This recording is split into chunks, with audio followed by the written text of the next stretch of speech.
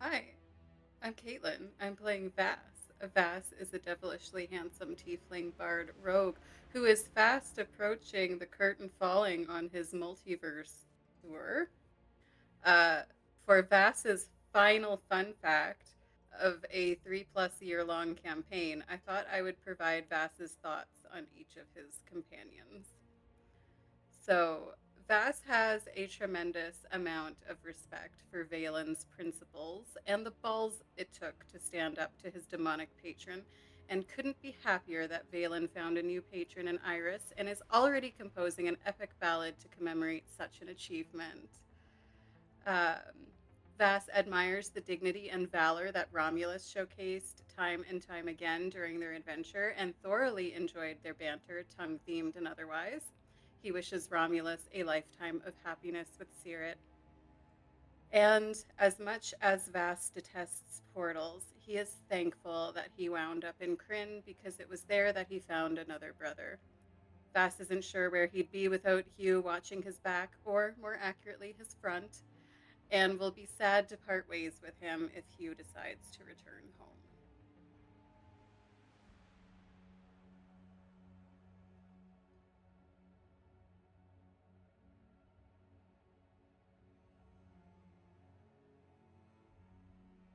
Hey, I'm Greg.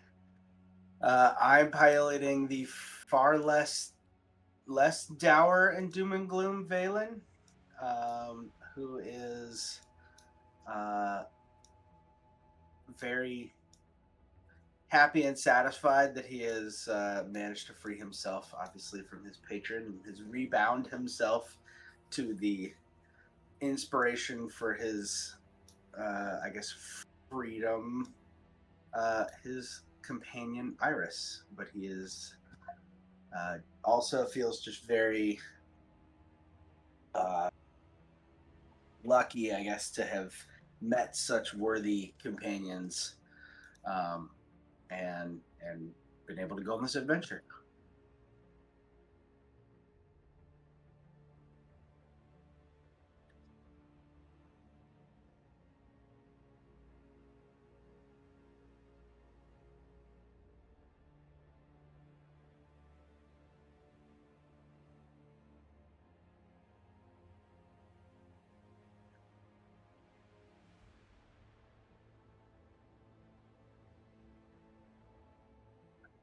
I'm Stefan. I'm playing Unity there, a flashy, flamboyant Spencer.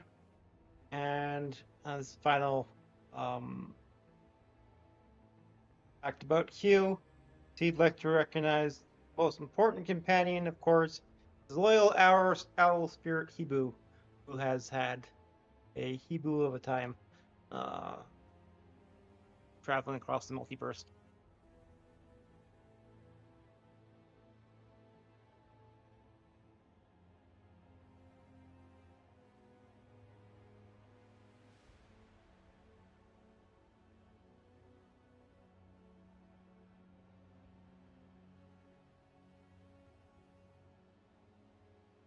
He's angelically handsome.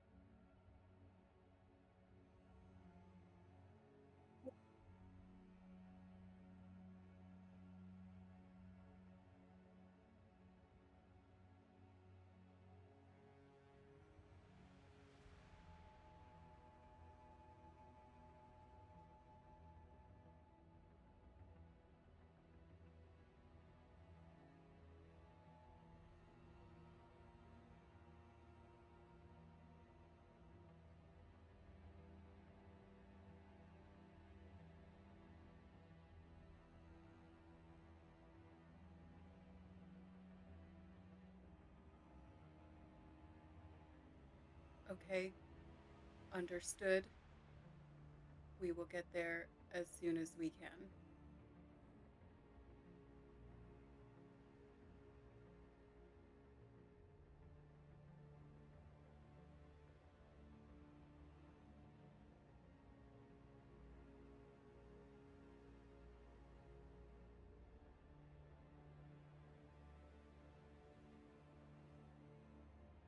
Hey guys, just got a message from Illustrial.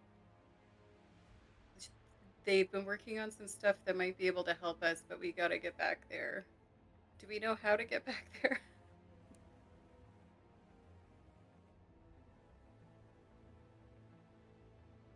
They'll still be there. Okay, so we gotta get back to that portal.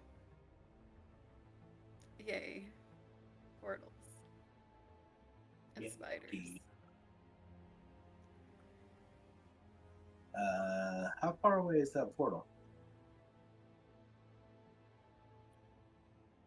Um, I have three more than 1,500 feet.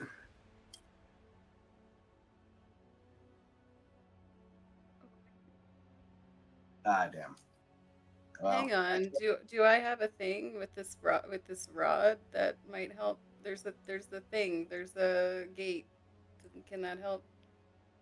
Nope. The range was 500 feet. Never mind. I can't just string 3 dimension doors. Guess I would anyway.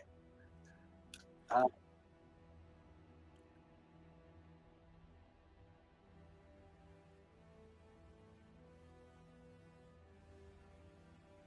we kill everybody.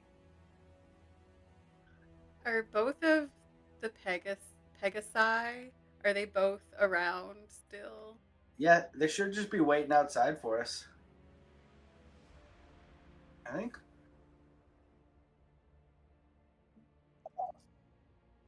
Yeah, Ronald took. Yeah, but I thought was it? I can't remember if Romulus told it to come back when it was done.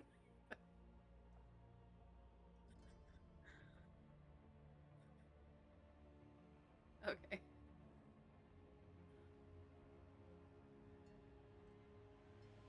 Okay. Maybe we should work on this problem a little longer to delay the possible. Um We decide to crawl backwards all the way there. It takes us 24 hours, and everybody dies in the meantime. yeah.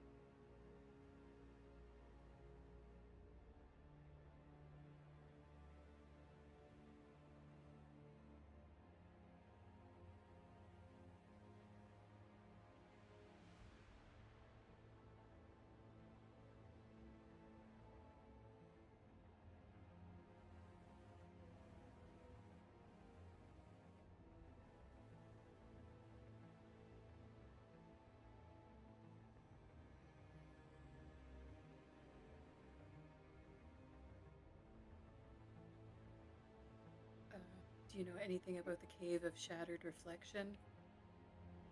Can I insight check and make sure these people are actually these people?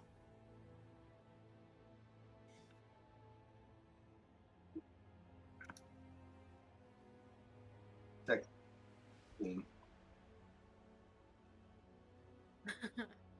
Advantage on insight. Says it's 16.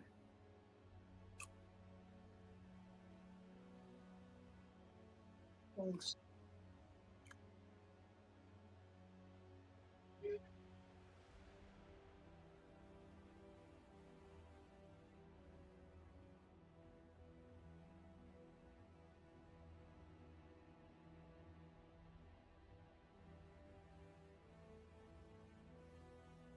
Has told us that's where the ritual is happening. And Vass is again using the staff or the rod as like a walking stick, just like subtly, not so subtly reinforcing that they got it back.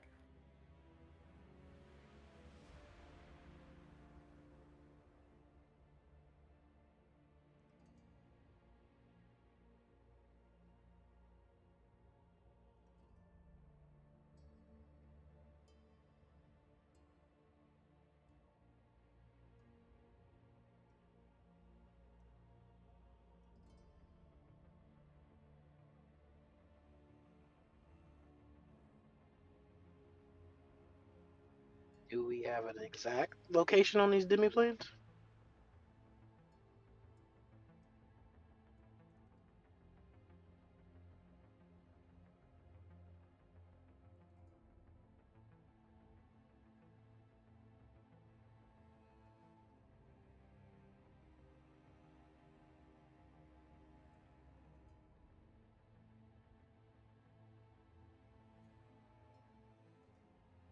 I understand.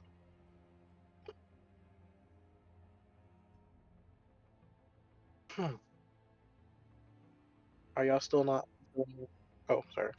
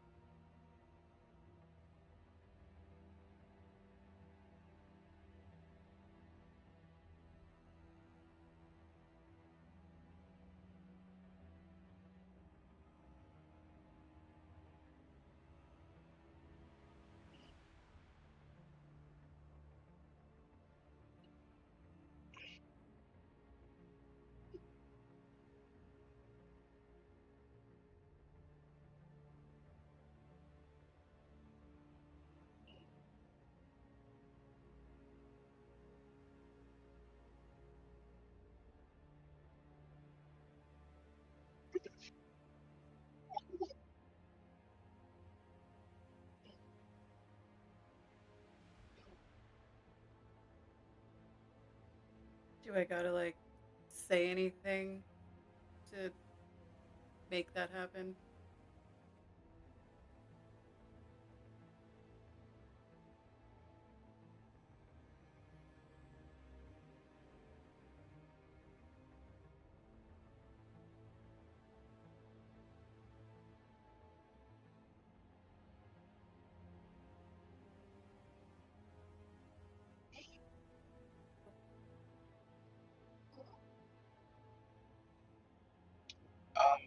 How are you guys feeling? Are you feeling better from the attack from Kaz, or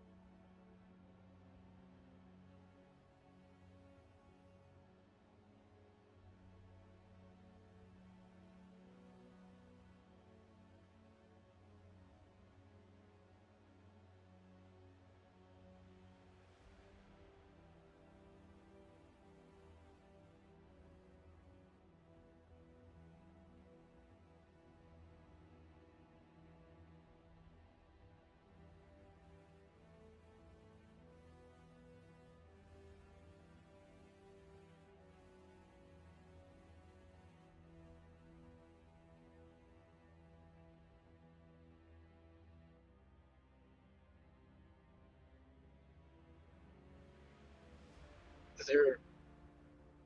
I don't know. Is there any way you can help us enhance like our connection and kind of maybe see how far along he is in this spell? Like if we have hours or days or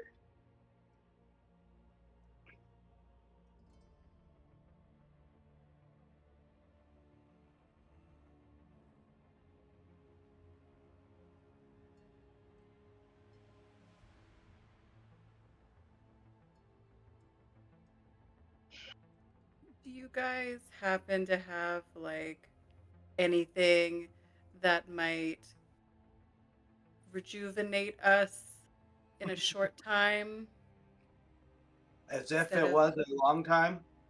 as if it were a long time? yeah, like a Like hyperbolic time chamber or something like that. like a full night's sleep in a bottle. I got any of those? Like a Yeah. spa. Like a great spa that we went to recently. Do you have a spa around here? Actually, can you send us to Avernus real quick? Like,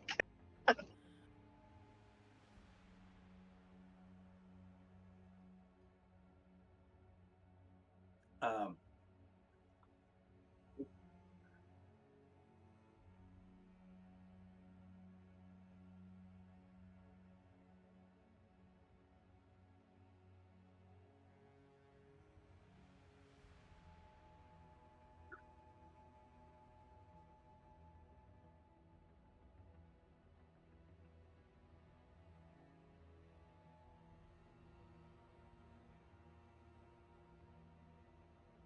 This is talking about kidnap. Technically, Vass has that spell also. what does it do? Can't remember.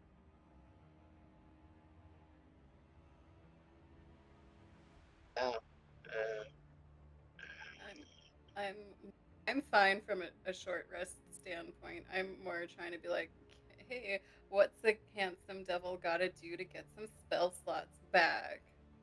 we right?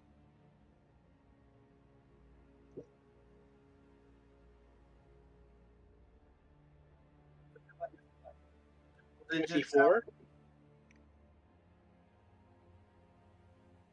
Listen, I don't want to sleep and then like we wake up and like Being like, it's well, an we yeah, failed alternate no, D&D. universe, and Yeah. I wake up in the bottom of a dungeon somewhere like oh god, we're level 1 again.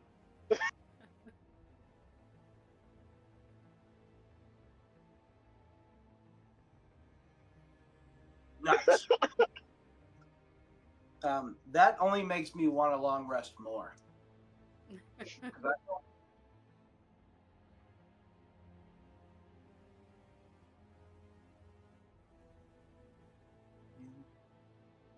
I could probably make do with what I have. I was trying not to go crazy with my spell slot usage, but I certainly wouldn't kick a long rest out of bed for eating crackers. yeah, I mean, Okay, I think I'm gonna we try go to do um I'm gonna try and story wise do this. I asked Alistra, do you know if there is a temple somewhere in Sigil that is of Anubis?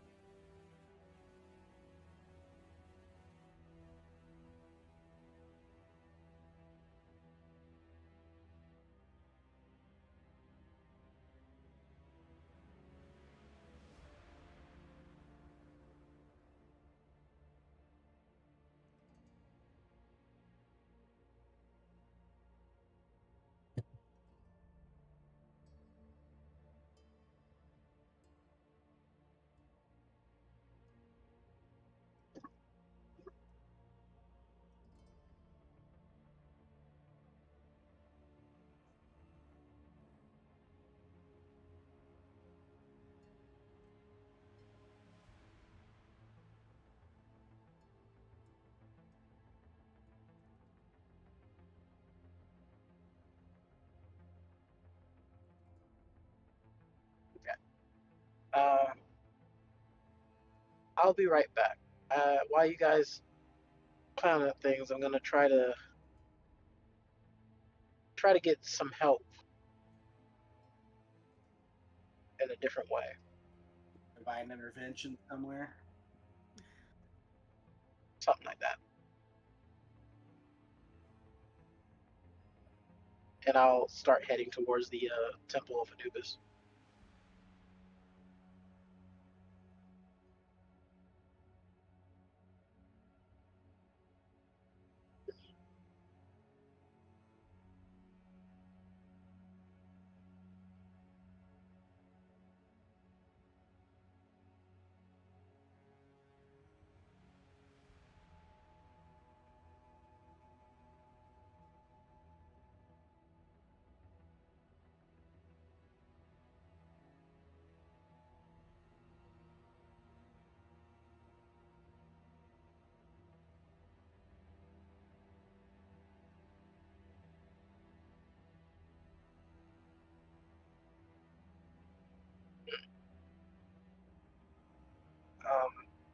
Excuse me, priest. Is there a out back? Um, is there somewhere where I can make prayer, donate?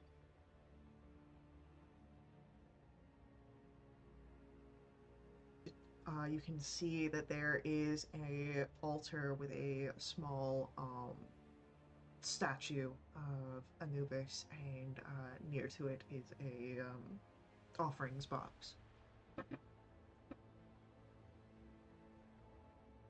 I will place the Vorpal sword inside the offering box, Okay.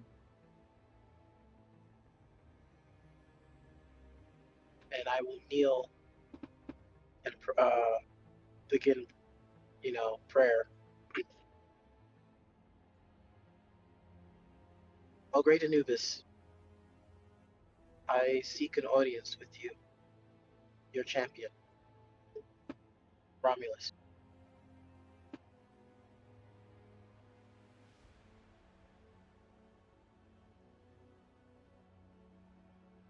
Your you feel a sort of disconnect as your spirit leaves your body for a moment. You find yourself standing in a space of gray sand. There's a mild wind that moves through this area.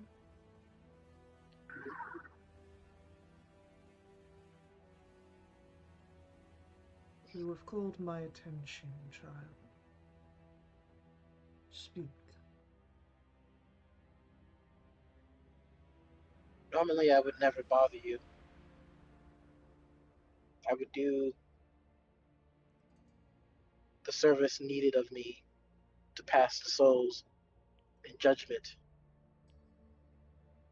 And currently, there is a undead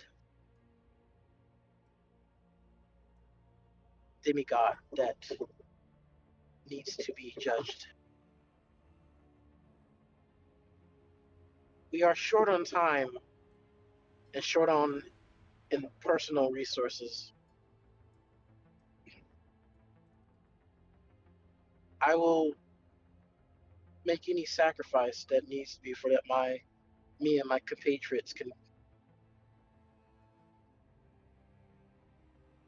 gain your blessing, gain your intervention.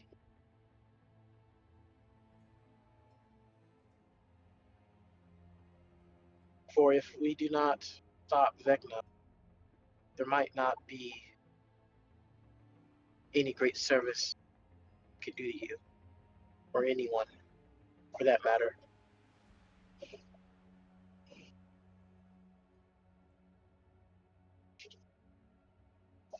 I like for you to roll for me a persuasion roll. All right, the biggest persuasion roll I've done all campaign.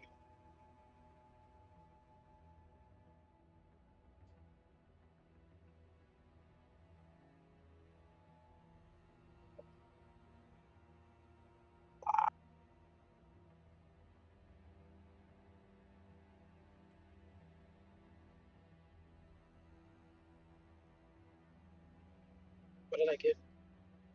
It didn't show in the gaming log. It It's was been that good. really weird since the update. It sometimes rolls to self without being told to. So if you make sure roll to everyone is toggled on and then refresh, that usually fixes it. Okay. So since no one Sorry, saw I'm what you literally got originally, you just roll it again and we'll never know. cool. I don't even know what I got because like I'm I'm driving right now and I'm on my way, almost home. So Goodness, don't Rob. worry, I'm playing responsibly. I promise. It's not the first time that it's happened in this community. Um, Did everyone see that one? ooh, I don't know what I got. yes, you got a Yeah. 26. Let's go. Nice. That's what I got the first time. Yeah. The winds around you still. There is just quiet.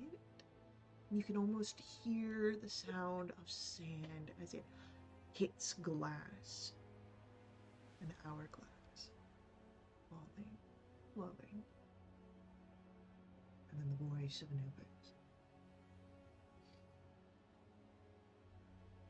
I will give you a bit of the power of life to use in this moment of balance. But for taking life, you must welcome death. Mechanically, what this means, you will have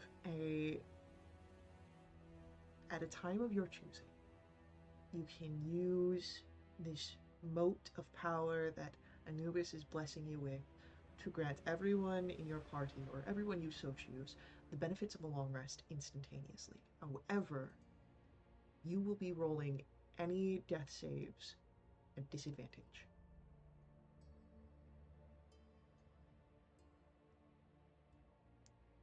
Noted. You gotta die to be rolling death saves. Everybody who benefits from that or Romulus? Romulus.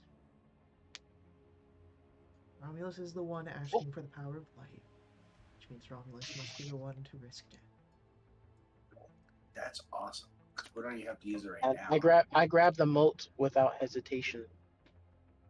All right. So you now have this moat of Anubis's power, and as you grab it, your soul back into your body. You're back at the shrine, but you still feel it inside of you, ready to be used when you see fit.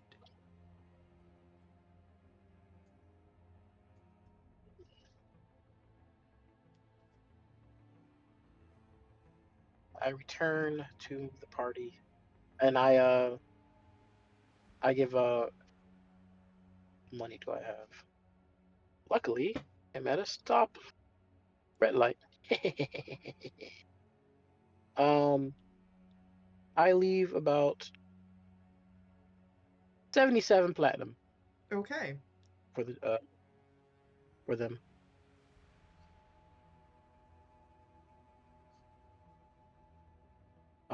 In the donations box. Not the like the donations towards like the god, but for help for maintenance for for the shrine. Mm-hmm. Really just tip the janitor. Tip the maintenance man. They're all the maintenance, man. What are you talking about? True. All right. I return back to Elistriel's abode. Yeah, we're back to the sanctum. Everybody's there. All right. Uh, I got the help we need. I have been granted a moat that will refresh us. Hell yeah. Well done. I can use it at any moment. I look to Illustrial and Asha and see um if they want to be a part of the refreshing. Use what power you have for yourselves. We'll be fine. Well, if we fail immediately, you might want to be at 100%.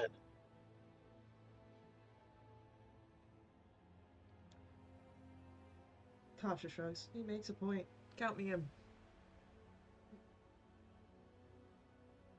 I mean, I'm not saying you guys have to come with us, but if things go south, which I don't think they will, but I kind of take a moment to like meditate and focus on the moat that's within me, and I sort of release it. As it releases, it for a moment connects all of you through this thin, silvery line. And all of you, all four of you, plus Illustrial and Pasha, um, can gain the benefits of a long rest immediately.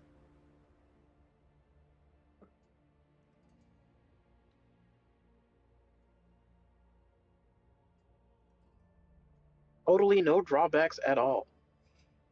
So Do now that we have we? maybe some extra time, do you think we got 12 hours for you to cast Simulacrum on Well, Illustrial? On it's Illustrial, yeah, instantaneous. Yeah, we determined that it is It's actually an action. instantaneous.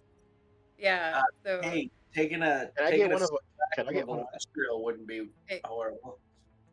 quick I mean, question. I won't say no. Okay, quick question. Uh, when I did my long rest, it wiped out the aid and the temp HP. Would those stick around since we didn't actually take a long rest? I would say. I would say the aid would stick around because of the 8 hours on that, but the benefits of the long rest supersede the temp HP. But I'll give you your temp HP back when I. we can get another rousing speech. So,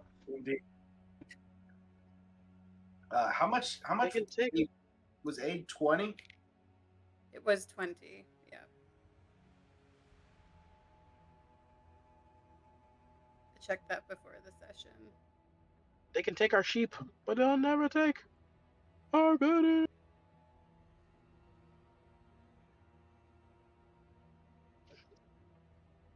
I never know what he's talking about during these speeches, but he's very confident.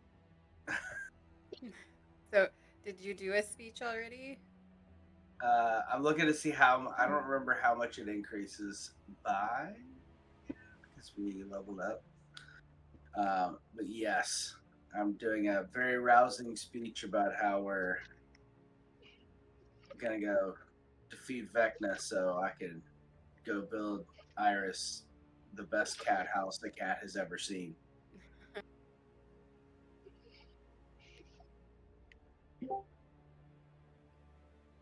And I have two hot drow twins to help go convince my girlfriend. yeah. It's 25 temp HP.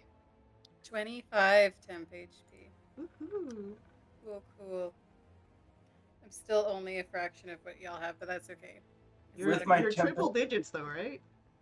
I am. I'm triple digits without the aid, thank you, and without the temp HP. I got there, barely. Look, I just need to know that I'm not being too mean to you guys. I have 277 hit points, including temp HP. It's not gonna take long to get Vast to a spot where Power Word Kill is gonna work. Let me just say that. Fair. I'm not so Um, worried about power word kill. I've I got more creative I ways to do do. this. I worry about it all the time. I think about this finale. I can't stop thinking about it. So yeah, Don't that was worry about it. so my musician trait where I give people a heroic. That is usually at the end of a short or a long rest. So I don't know if I could do that now. I'll let you do it now. Everyone re up your heroic if you don't have one. It's concerning that she's letting us do all these things. Don't worry about it. It's fine. I'm Everything's usually fine. nice during a finale.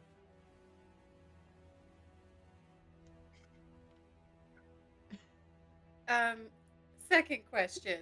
I'm probably on more than two, but we'll pretend. I did want, after we got the benefits of a long rest, to see if we were gonna simulacrum somebody, because I can do that if we're gonna It's your go it's that your route.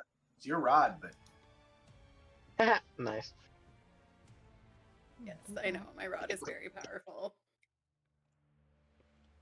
And long. Oh my It's more like a staff than a rod. Yeah, it is. Gotta use like two hands Um, for it. Anyway, we said not me because I'm too squishy last time, which is fine. The world can't handle two Vasses. It's fine. If Vass is too But squishy, then Illustrial and Tasha are also too squishy. yeah, but they have high powerful spells. Do they? They're archmages. I so mean we they. could Wow. do someone. I think we have some extra gear potentially for someone. I think we've Well, got some I'm pretty extra. sure. Oh, sorry, go ahead. I was gonna say I think we have some extra armor, Oh uh, yeah. medium armor to give somebody. Um, I think I mean, Illustria will probably have like at least decent magic gear if she was to make a copy of herself. I mean, she's not probably going to have another staff as powerful as her current staff, but she might be able to like outfit her But if she's simulacrum not with, coming with us, she could just give her staff to her simulacrum. Why would she give her staff to her her sim- simulacrum? The That end of the That's world. that wild. is a really bad thing. No. No. World. Also, I don't know magic items. I don't know. I've got a plus 17 persuasion, but I'm not Oh my even going god. to offer That's waiting her to just do so. that. I mean, first we'll ask for consent. Like, Illustrial, do you mind, or Tasha, do either you mind if we make a simulacrum of one of you? And if we do you have extra items and gear for that simulacrum to use? I mean, obviously not your best gear, but having at least a copy of a powerful archmage helping us out might come in handy. As the two of them look to each other, I'm currently mostly prepared for diplomatic. Tasha, Table. uh, I don't have gear, but I could offer my services to be duplicated.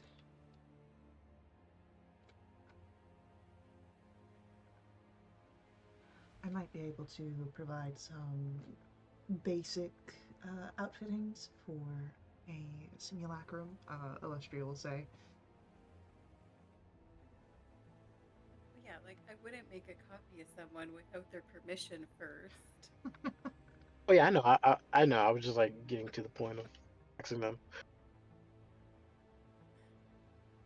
Just wanted that on the record. That's Yeah. all. No, you're good. So yeah, I mean, if you want a Tasha clone, she is willing to do that. Now the Tasha clone is gonna have the spells that Tasha currently has prepared. Correct. Yes, Mm-hmm. Yep. which we don't know. Which you don't know. Spells are if they're gonna be helpful to And us or wizards not. never tell what they have prepared. Yeah. All you heard from Illustrial is that she's prepared more for diplomatic things, but Tasha says that, she feels confident in her current abilities, that if you wish to copy her, you can do so. Tasha's loaded for bear. Hey, bad idea. But since simulacrum casts instantly, isn't simulacrums like it's a copy of the person, but they're like friendly towards you, right?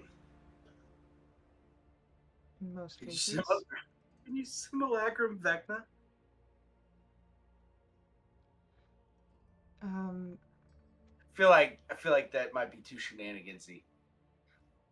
I worry that if you simulacrum Vecna with the power that he has, that I feel like 100% create his ritual. uh, a wizard of his capability could sway any sort of Oh yeah, no, I don't want to fight. fabricated alliances between you and the construct.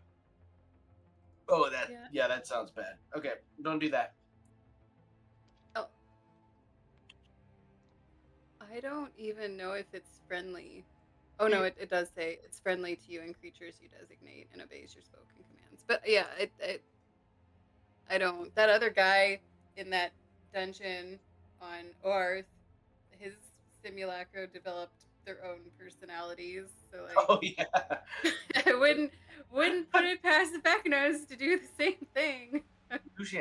I completely forgot about that guy. So yeah, um, I don't have a strong preference who we clone, who we use for our snowman. But just let me know because I can do it once. How many charges does that take? I think literally each thing I can do with it takes one charge, Okay. except for Yep. detect evil and good, which is at will. Okay. Good to know. I don't know what happens when I use all the charges. I'm trying to figure that out. Bluey.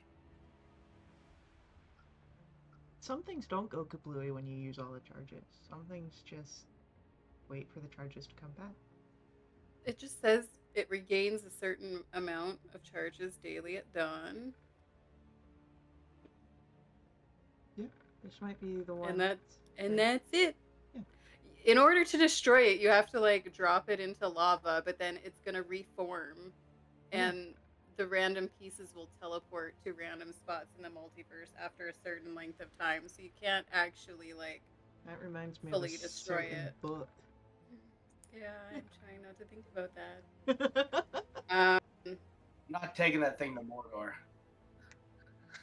so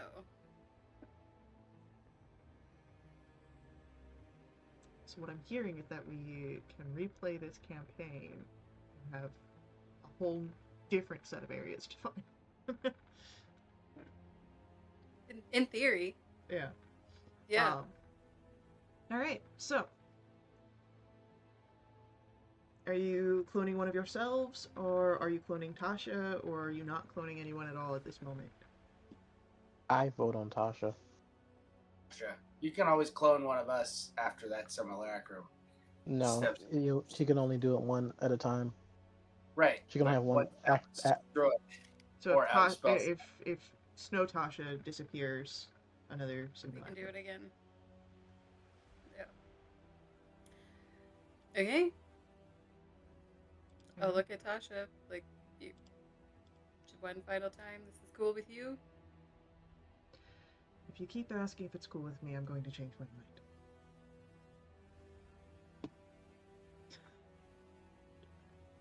Is it? No, I'm just I, kidding. I, I do whatever I need to do. All I right. expend a charge. Cool. You have a Tasha double. And we're just gonna do. Can I do a little? You don't have to mess with two character sheets for the same person now, which is nice. But it adds more work for Faye, though.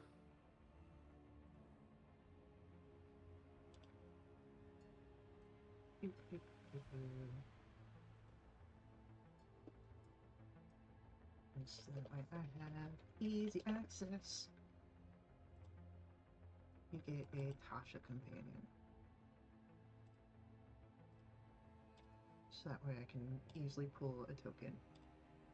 It is not the same stat blocks as the simulacrum. There are changes, but if you want to peek around, I won't stop you. Oh. Oh. Fun. That should show up if I refresh. Yeah. So am I piloting Tasha then? Is that what we're saying? You can move Tasha around, and then I'll actually do all the stat block Oh, stuff okay. because I don't have a simulacra Tasha stat block, so I'm making Mm-hmm. notes of the changes, but Wait, where are we looking at? Or is it you just sent it to her? it's just a vast thing. It's a Okay. vast thing. Don't worry about it. All right. Is she cool? Is she cool? She's cool. I don't know what spells she has, but she's cool. Oh wait, nope. I do know what spells she, in theory, has. Maybe, but it might not be these. All right. Do you feel confident in stepping towards your destiny? Not the word I would choose. I'm absolutely confident. I've bet my life on this. Literally. And Then I'm not going to tell my friends about it. not until it's Oh, after. Oh. Not until I die very easily. I was like, one reminder. Mm-hmm.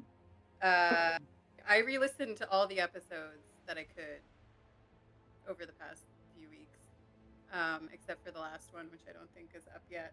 But I know we didn't use it last time either. Romulus, Vas, and Hugh each have one use of turning any die roll into a nat 20. okay, cool. From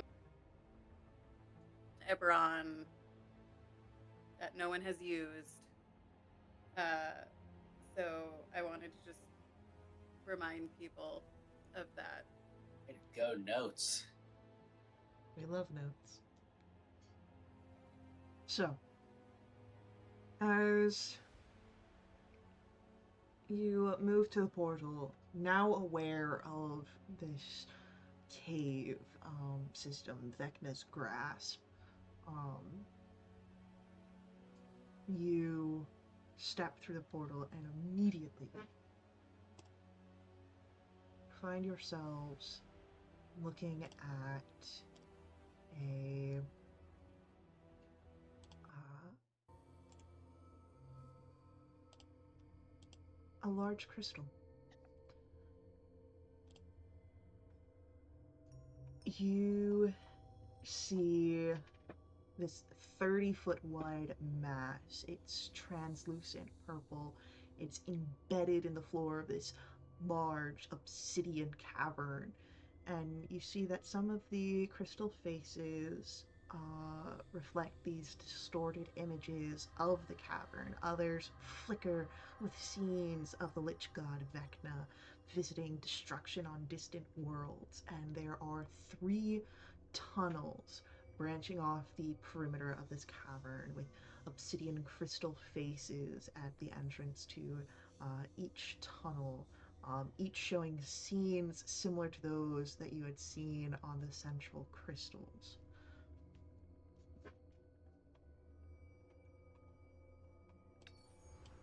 Do we get the impression that each of the tunnels leads to a different demi-plane, since there are 3 of them and 3 demi-planes? It could definitely be the case, especially as each tunnel has different scenes that you can see on their walls.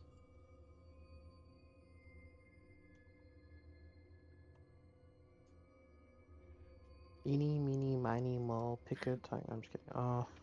I Do will any of the scenes look pleasant? uh no. Um So the one to the northwest, you can see has images of Kos um, upon the walls of this tunnel. you see where Vecna torments Cause, a powerless version of the vampire lieutenant. Um, in the northeastern tunnel, you can see what looks to be uh, buildings burning and soldiers enforcing martial law upon rioting peasants. This heavy, hazy scene of civil unrest.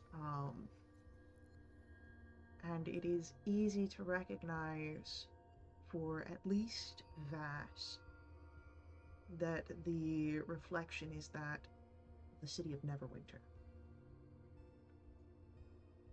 And to the southernmost tunnel, you see violent scenes of Vecna dominating, slaying, imprisoning other gods into the vast emptiness of the astral sea.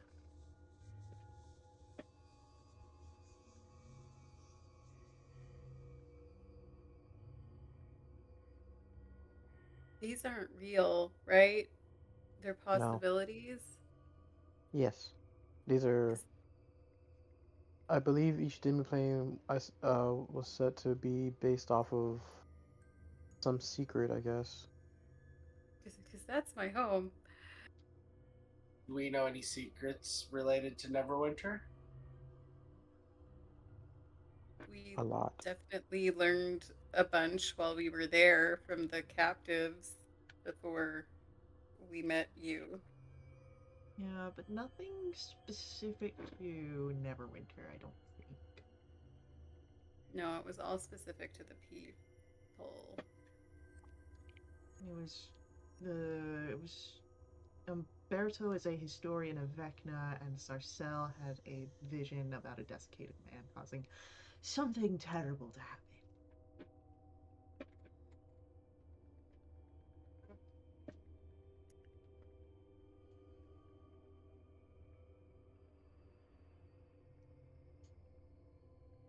All right. Uh, since I've kind of want to see Cass being tortured, we want to go to do that one first. Yeah, kinda. Sure. Swear my Vass pies, man. looks torn. He both wants to save his home, but also doesn't want to see it in the state that it's going to be in when he goes in there. So he's not going to argue if you guys want to start with the Cass demiplane. All right. Then, as you walk down that tunnel, you pass again these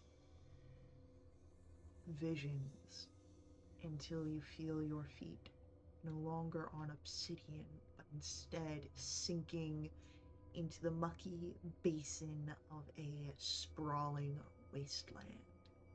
You see shattered remains of trees, roads, whole mountain ranges dotting this barren landscape. And in the distance, a lone castle silhouetted against the crimson horizon. And you notice that there are two hulking figures that wander around the structure.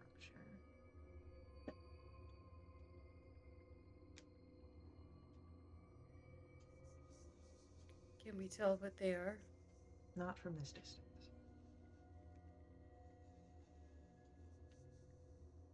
I tried to add myself, but I'm in the fog of war You're in the Same. fog. No! with Tasha.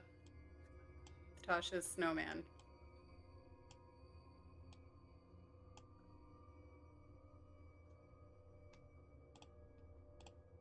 Scary guys.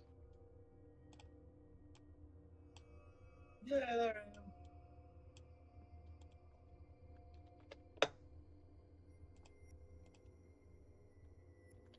I love Snow Tasha. No Tasha like Snow Tasha. All right. So, um, it takes a Previous. minute Okay. to get to the castle as the unreality here sort of distorts travel. Just stepping towards the castle itself causes it to stretch beyond your grasp, but knowing, of course, that this is a torment to the vampire cause, you can make your way towards the sun, and it brings you to the castle steps.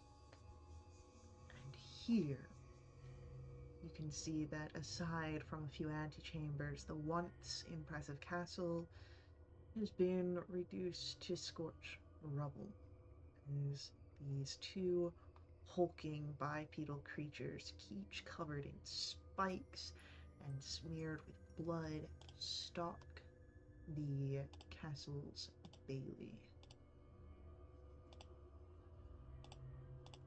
And we'll just go What did he? ahead Oh. Oh no. and I don't like the sound of that. um as soon as one turns and notices your approach, there is a screech, and I'm going to ask for initiatives. And are we all within the aura for Valen, or is Vast too far away? You are now. Okay. And is Faye, are you rolling an initiative for I Snowtasha? I am rolling initiative for Snowtasha. Okay. And Valen gives us +6. Well,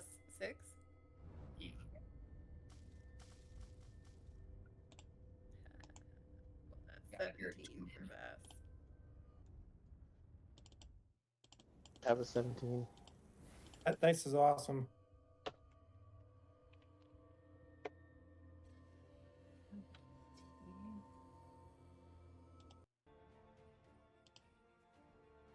All right, so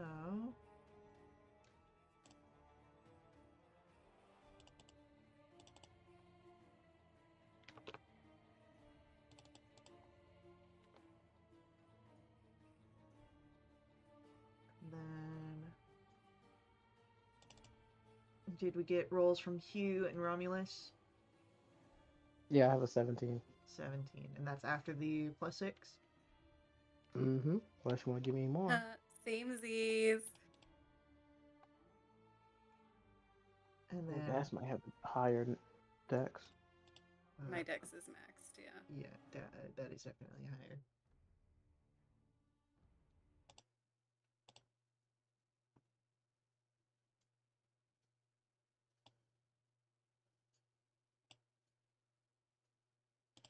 All right. And then did we get a roll from Hugh? I didn't see one come through. Yes, it was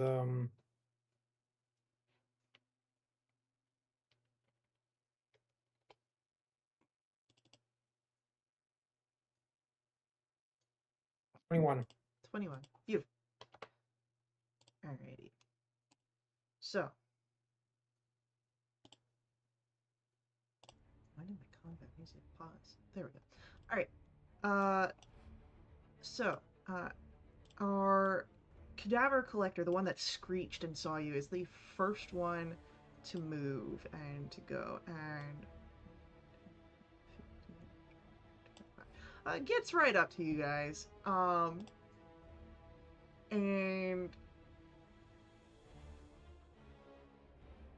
you know what? Before it gets all the way there, it's gonna go here, and then I would like for everyone to make me a con save.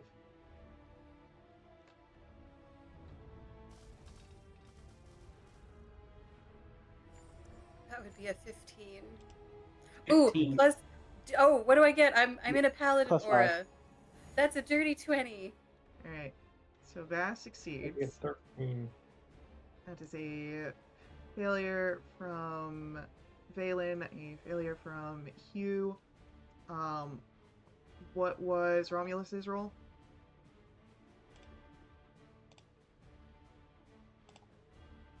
Hold on, sorry.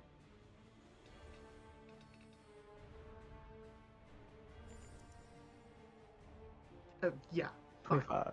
And then I need to roll for one Tasha.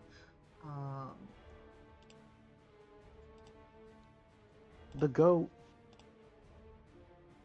Found better dice. I just want to roll it and make sure it works. I found a rainbow dice. look at that. All right. But Tasha, even with me +5 from the paladin, also fails.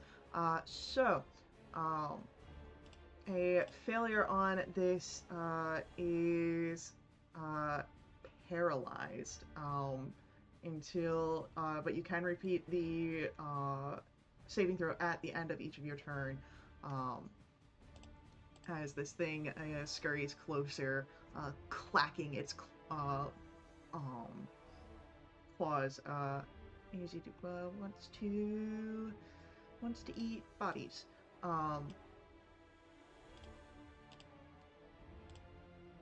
Hugh, we come to your turn. I do believe that you unfortunately got struck by the paralyzing breath. That I did.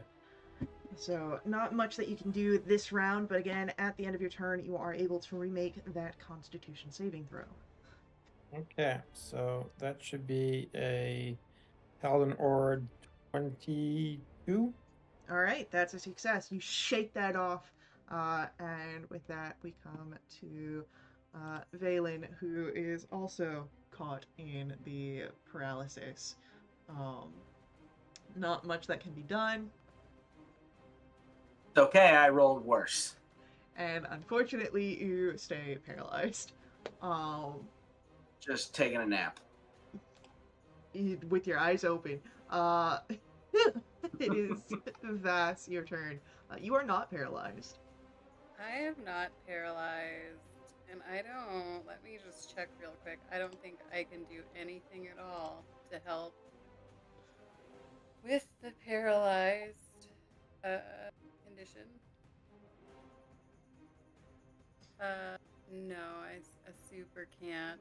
Let me. I want to see if the spell will make sense, but I need to measure.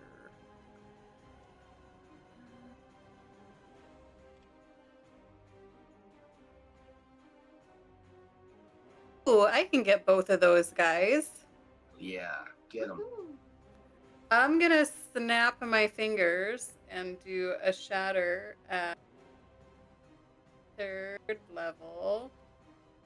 Ooh. So that'll be con saves of DC 19 from both of them. And are they constructs? They are I believe they indeed are. constructs. They have disadvantage on the save. Woohoo! Nice. All right, which will cancel out their advantage.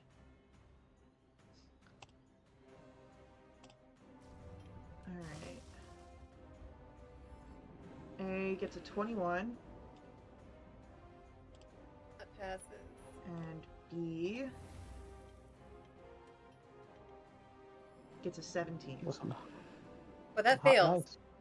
So that's Ooh. 23 points of thunder damage on a fail, and it'll be 11 on a success. With my bonus action, Mm-hmm. I'm gonna give a bardic inspiration to. Is Tasha paralyzed? Yes. I'm gonna give it to Tasha since she's. Because Romulus looks fine, right? Yes. And Tasha's right after him, so I'll give it to Tasha. All right. So that's a D12 now. Woohoo!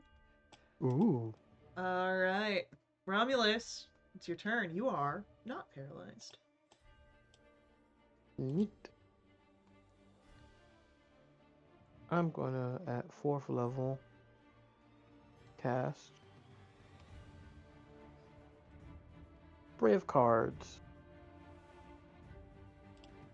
And I know for a fact, in a cone, I can get both of them. Hell yeah. They need to make a dexterity saving throw. Alright. A gets a 16. Fail. B needs to roll with advantage. Because, dunce. That's a 22. He kind of passes.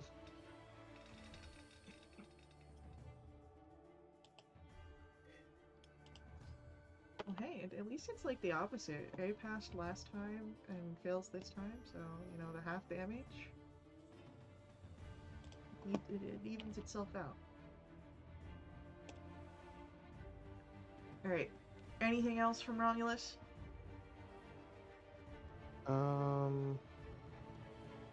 Just going to. Oh man. Is it too? He already told me he used the advantage is fine. I was gonna. I don't get to use it very often, but I forgot about my restore balance. Could have just made him roll straight. You could have, I yeah. For next time. guess. Yeah, that's it for right now. Alright. Then we come to But I am Snowpaw. gonna get out of this. I'm sorry, I'm gonna get out of this As you move cluster. over that way, Cadaver Collector A is going to try and take a attack of opportunity against you.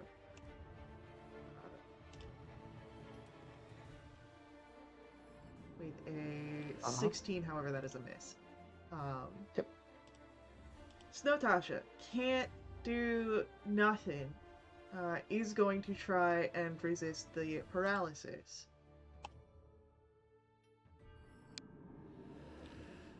Is going to add the D12. And the +5. Even though I'm paralyzed, I'm still have aura. Alright, between the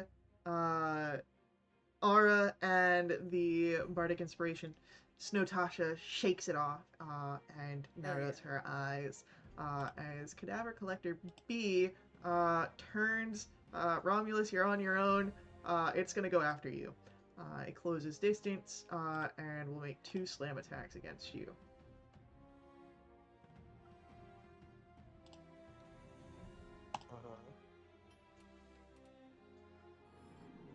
The first one misses horribly.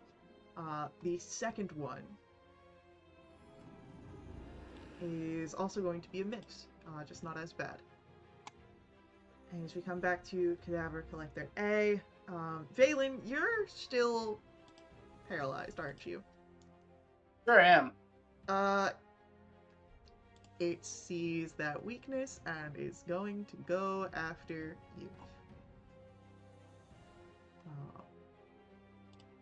And Can I make it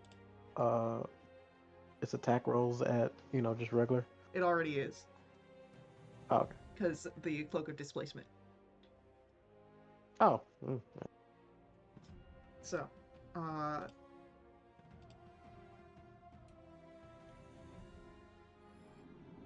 the first one misses.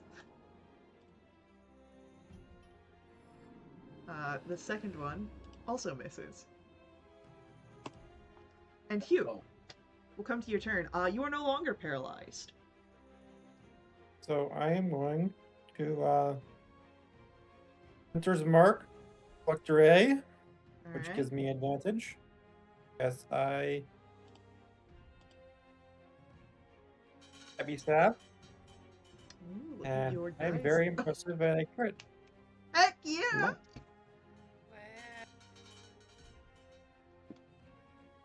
So that, and my new first time doing this, 10 die for the Hunter's Mark. Heck yeah. Alright, so... That's... And not yet, we still have the fire. Yep. Oh wait, there's more. Just grabbing... So, the crit Yeah, damage on that one is needs to be correct. mathed out. That's there. There's that. 16. 65 points of damage out the bat. Does any of this get reduced? I don't believe so. Nope. None of that is... actually, no. Some of that is reduced. It is immune to the psychic damage from your dreadful strike. Okay. Fortunate. There we go. But the 21 still hits. 11 piercing, Alright. 3 force,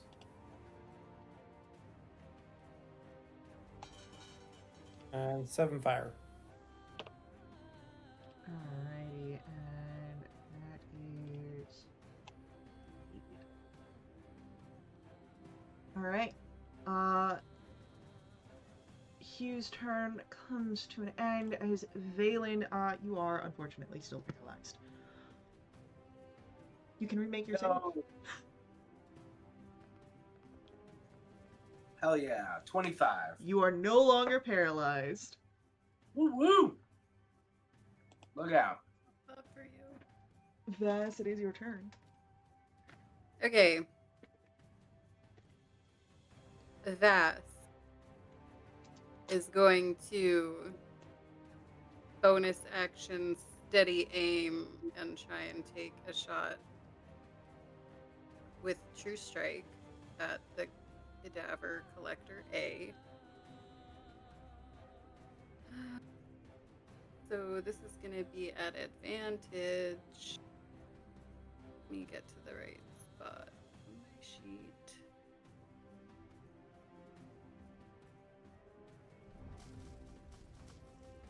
20. Hell Nice. yeah! Hell yeah! Okay. This is gonna be there's a bunch of stuff gonna be happening. This is normally 3d6 plus 5? Yes, okay. So, this is the True Strike damage, but we're gonna add 18 on top of that, so that's 37. And then it will also do the bow damage, which is a d8. Which is an 8 base. The d8. So we're at 37, so that's 39 plus 8 is 47, and then we're gonna get sneak attack.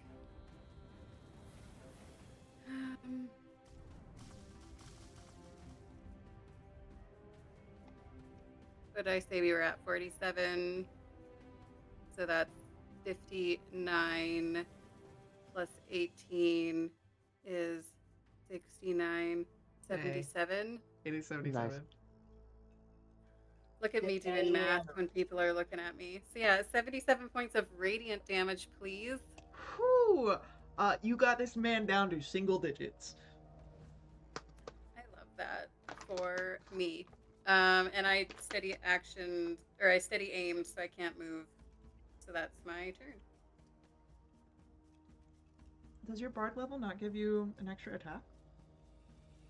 No, not Oh, because I used True Strike. That True was Strike just can only be magic. done once. Magic Yes, action, that's yeah. right. Yeah. Alright. It is Romulus, your turn. Noticing that my friend has nearly downed this thing, I am going to make a sword strike. Oh, so 22. close. 22 hits. I love the card dice so much. 12, definitely enough, even with any extra rolled stuff. It's dead. Cool. Then I will turn my attention to the other one.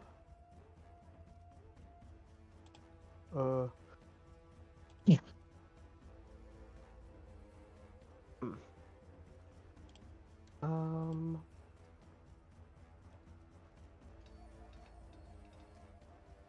Yes.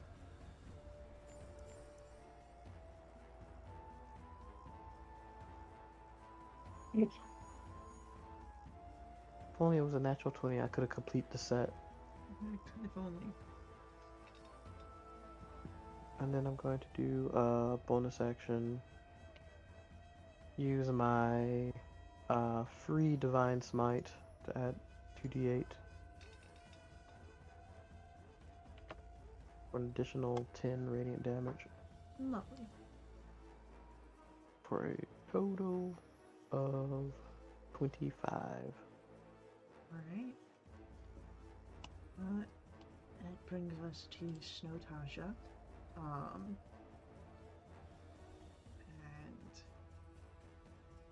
Trip. Okay.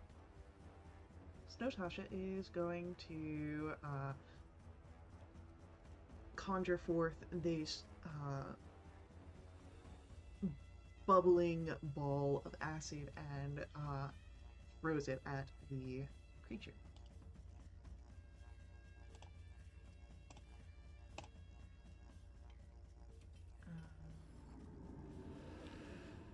It becomes 60. That is unfortunately a miss. So Snowtasha does not succeed. And our cadaver collector is going to, since Romulus, you are still right there, attempt to strike you twice. Mm-hmm. That is a 26 on the first attempt. I will do shield. Actually, I'll let him hit me. That's fine. Okay. That will be for 21 bludgeoning and 17 necrotic. Jesus. His second attack misses, though. As Hugh, we come to your turn. Okay. Well, I'm going to re-up on the Hunter's Merkin, and I'm going to attack with advantage. And I am going to, so let's roll that.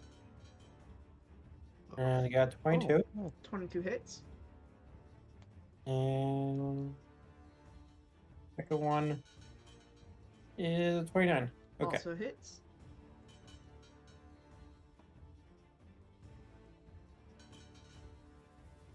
So a 16 and a 15 piercing damage. 6 psychic. Which it's immune to. 9 force. And fire. 12 fire. Beautiful. Alrighty. After a flurry of blows from Hugh, Valen, you are no longer paralyzed. No, he's not. He's coming over here to smack this cadaver collector. Alright. First is a 1. No. But it's okay. Because he's going to use his super cool new feat of combat prowess to turn a miss into a hit. Hell yeah! nice. So I hit with the nat 1 for 15 plus a life drinker is 6. So 21 damage Okay. on the first hit, and then we'll swing again. 19 to hit. 19 hits. Or 14 more damage. Beautiful. Last but not least, 31 for 15 damage. Oof. He's lilting to the side, but he's still on his feet. Chunky. Okay, that'll do it. Ass got this. Vass, it is your turn. All right. I am bonus action steady aiming, but I'm not gonna true strike this time. I mean, you could, probably. I could do that, Do but it, I just do it. I want to get 2 shots off on this guy. That's a 26 to hit, Yes. and I will get sneak attack on here as well. So it's gonna be 18 points total. I think the dice is in the way. Yes, 18 total. I got you. I don't get advantage on the second one, do I? You do not. I think it's the next attack. But that's gonna be a 24 Yeah, 24 hits. for another 11 points of damage. And with that, the creature collapses. You are no longer bound to initiative. And I looked cool in front of Snow Tasha. You So cool. did. So, with the combat now ended, Vas, you notice something. It's almost like a glare of the sun, but you see a purple light through the walls to the northeast. And Dude, as you see that, you can, if you point it out to your companions, you'd all be able to see that, actually. hey, what do you suppose that is?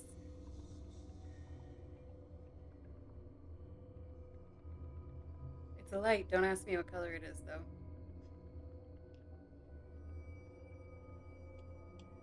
Clearly purple, my friend. Good to know. I'll take your word for it.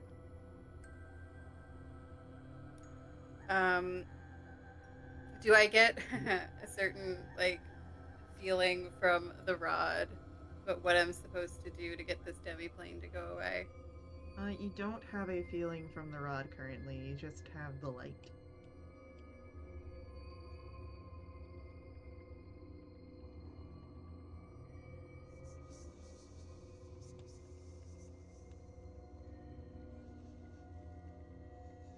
But Is you it the haven't. light up in the sky? No, it's Is it you. out here? Oh, No, it's through the wall here. Hold on. In this area. I don't know if you can see it because it's under the gray. okay, I can. Yeah. Yeah. All right. Well, I think we gotta go inside. Is this a door right here? That is a door. Knock, Well, knock. I need to get my eraser tool. Alright. As Let you me in. step through the door, you would notice there are a ton of statues of Vecna along the path. Mm. So tacky. I knew he had an eagle, but dang. Boop.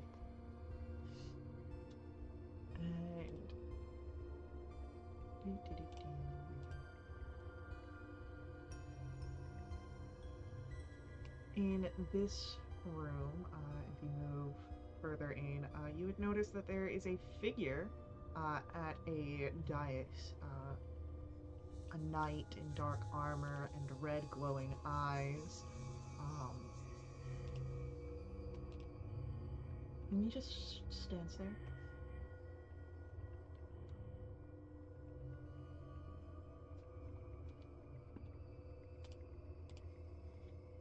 Um, is he in the way of getting to this room right here? No, you can move past him. I just had to put him somewhere. Hmm. I'd be like, hello, dark and mysterious night. There. Stands silent. Okay. Well, Gonna pass you right here, and Yeah, you get past, and you see a no. room that has a familiar form. Uh, or Romulus can just go entirely off screen. Uh, you see the familiar form of Kaz, but he looks different here. He is hunched in the far corner of this very dank stone room. You can see that each of his limbs are shackled by a 10-foot long chain of adamantine. All four chains fastened to this large adamantine ball behind him. Um, you can see Kaz's attention focused on tapestries, all ruined and tattered, fixed adorning the crumbling walls, and slung upon his back a magnificent sword, the hilt of which you can see glows with that purple light, this symbol of Vecna. And Hmm. I'm gonna. Vas. Can I ask the Death Knight if he's guarding Cass? There's no response from the Death Knight. You should. That guy sucks. Um, Vash, as you see this glowing light, immediately understand how to dismantle the unreality. One person needs to be touching, physically touching the um, manifested secret. And another character or party member, another person must either expend a charge of the Rod of Seven Parts or a spell slot of 7th level or higher.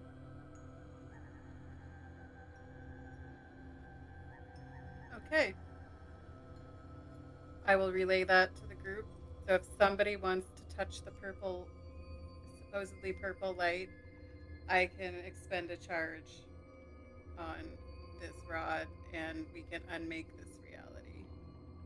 I'll touch the light. I don't even have spell slots that high, Oh, so I was already in there, so I mean, you guys can all be in there. Just because the map hasn't updated doesn't mean that the narrative didn't. power of friendship. So this sword where the light is glowing is on Kaz's back. Do you just Wait, do we know is this gonna free Kaz? you don't know? You can ask him.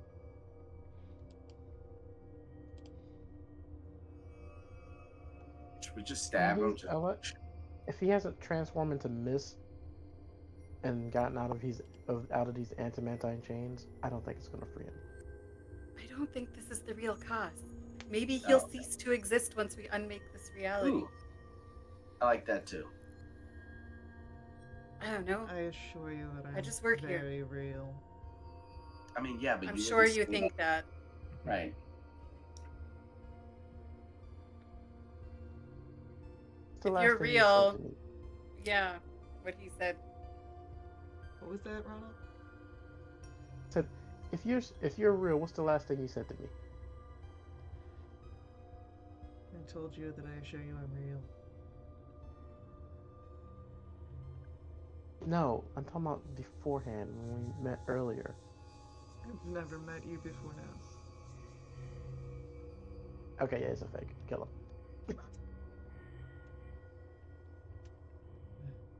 Death would be a blessing.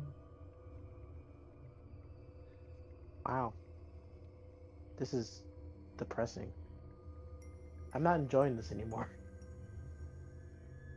I go ahead and grab the handle of the sword of the glowing light and just kind of give Vass a nod, like, yes.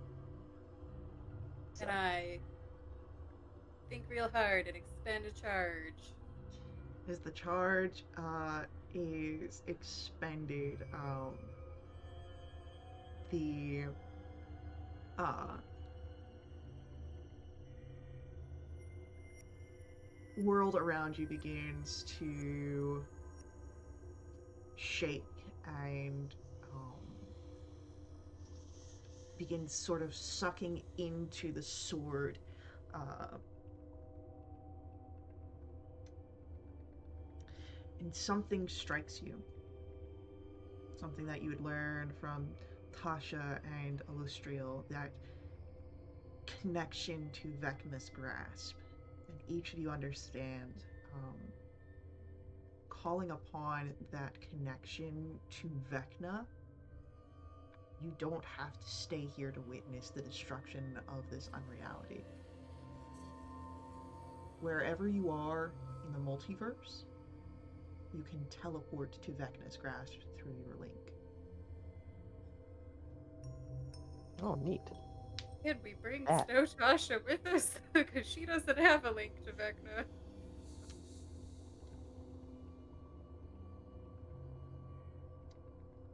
Snow Tasha, take my hand. We gotta That's teleport right. out of here. Group hug. I would like for you to roll for How me long can a D100 of that to see if, as you teleport, Snow Tasha comes with you.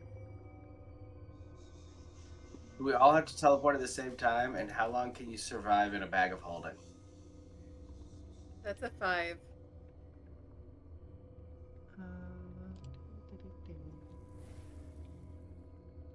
Uh, you can survive if you need to breathe air 10 minutes in a bag of holding.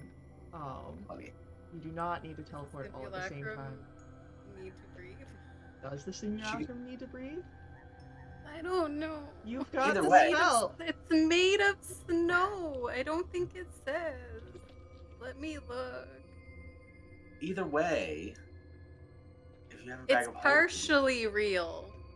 Does something partially real need to breathe? Doesn't need just to tell her to breathe. pop out Uh, in 9 minutes. um, I asked the simulacrum, do you need to breathe? I assume that I need to breathe to cast spells at least. She's is just as enlightening in snow form.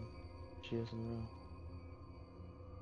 Look, if you didn't want my charming personality, you should have copied someone else. No, you were the best option. No one said that. Um, Also, I your charming personality. Alright, so are you all teleporting at the same time, or is one of you waiting? I can wait. Alright. If you've got the bag of holding, maybe wait just in cases.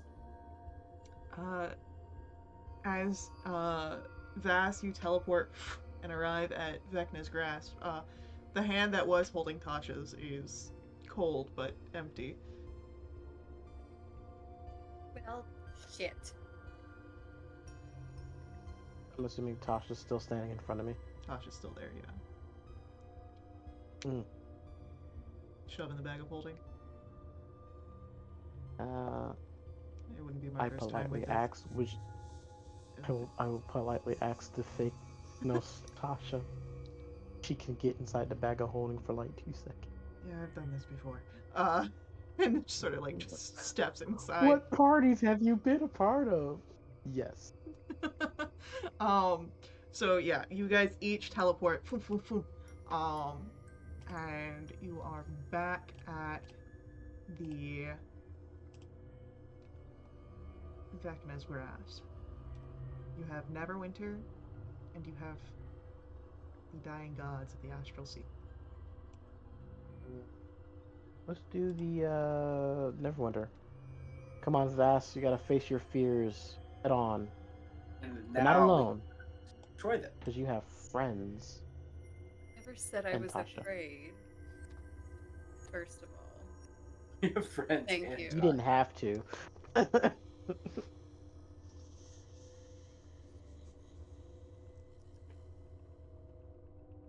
We Oh all wait, have our let concerns. Tasha out of the bag of holding.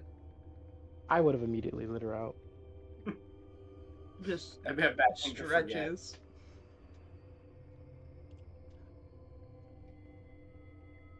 It's He always just just a has little a too latte tight. from.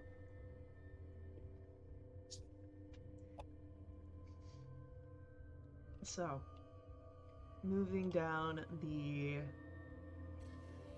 next hall, you find yourself, especially for Vass and somewhat for hue.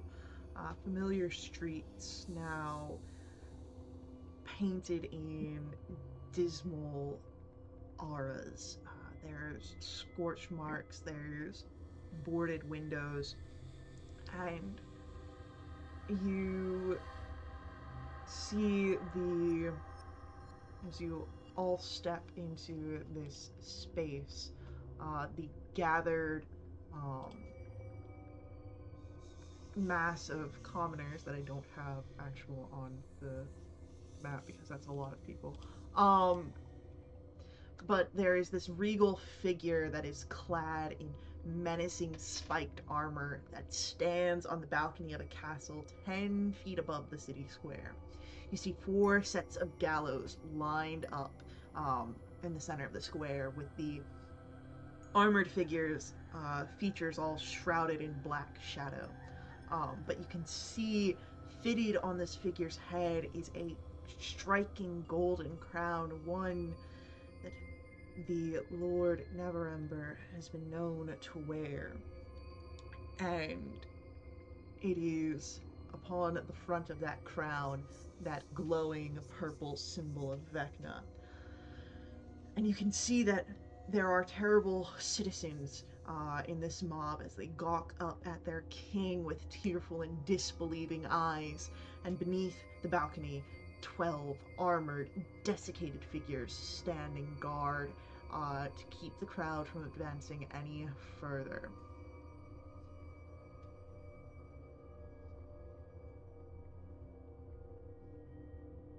Well, as you step up, you are kind of uh, buffeted by the crowd. No one immediately notices your arrival.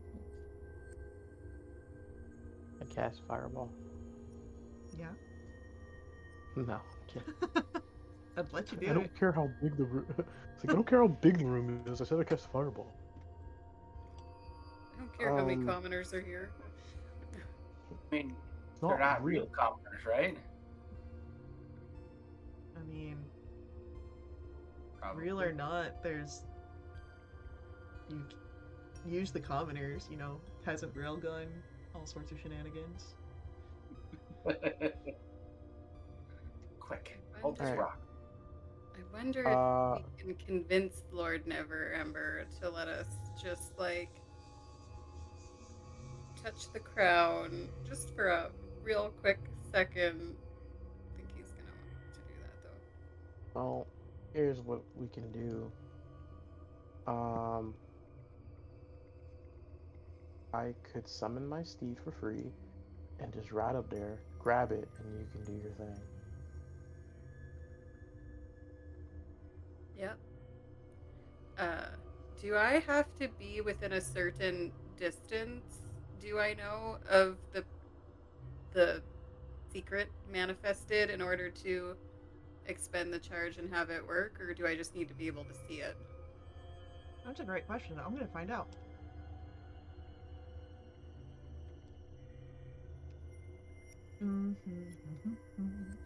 I have another question for Tasha,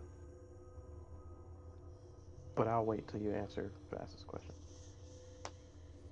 Um, I would say that as it does not say that you need to be within a certain uh, distance, that you have to have line of sight.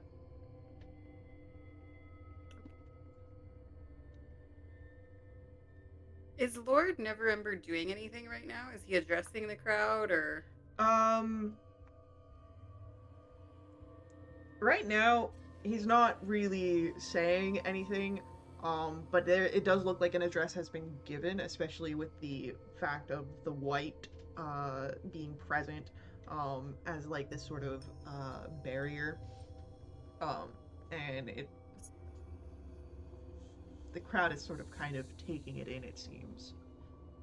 Okay, so there's crowd members here in addition to the whites. Yes, I just didn't Oh, have okay. because that's a lot of like Yeah, fair. yeah. Like imagine the Um, city area. Let me just where's my little drawing tool? Um,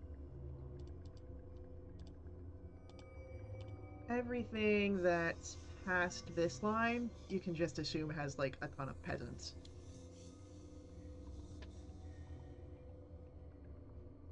I asked Tasha, by any chance, have like mm, telekinesis?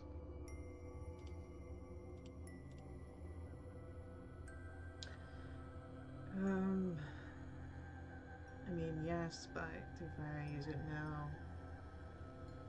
Ooh, we don't have it again. Can dimension door you and I next to Lord Neverwinter so you can grab it. Like you grab him, and then I grab the crown. Yeah, and we just and then Vass really Well, quickly to do hold her on. needs to do his You thing. grab the crown, and I will wrestle Neverwinter because I It's a have the better longest idea. strength. I'm weirdly weak. Yeah, sure. Let's dimension door over there, and then Powered by the I power of will grapple. As soon as I like plop next to Neverember, I will grapple him, and Bass can Alright, do the thing. it's our so plan. as you have this plan spoken out loud, I will say we get as far as the successful dimension door before, as you guys pop into existence next to Lord Neverember, uh, he calls for his guards, and we are going to be rolling initiative. You might be able to take this off before anything happens, but we are in a tense situation now. Can we get Okay. advantages since they didn't see it coming? I will say that they have disadvantage because they did not see it coming. I got a nat one. Oh my god. I got a 24. I'm ready to go. Yeah. I mean, I still have a.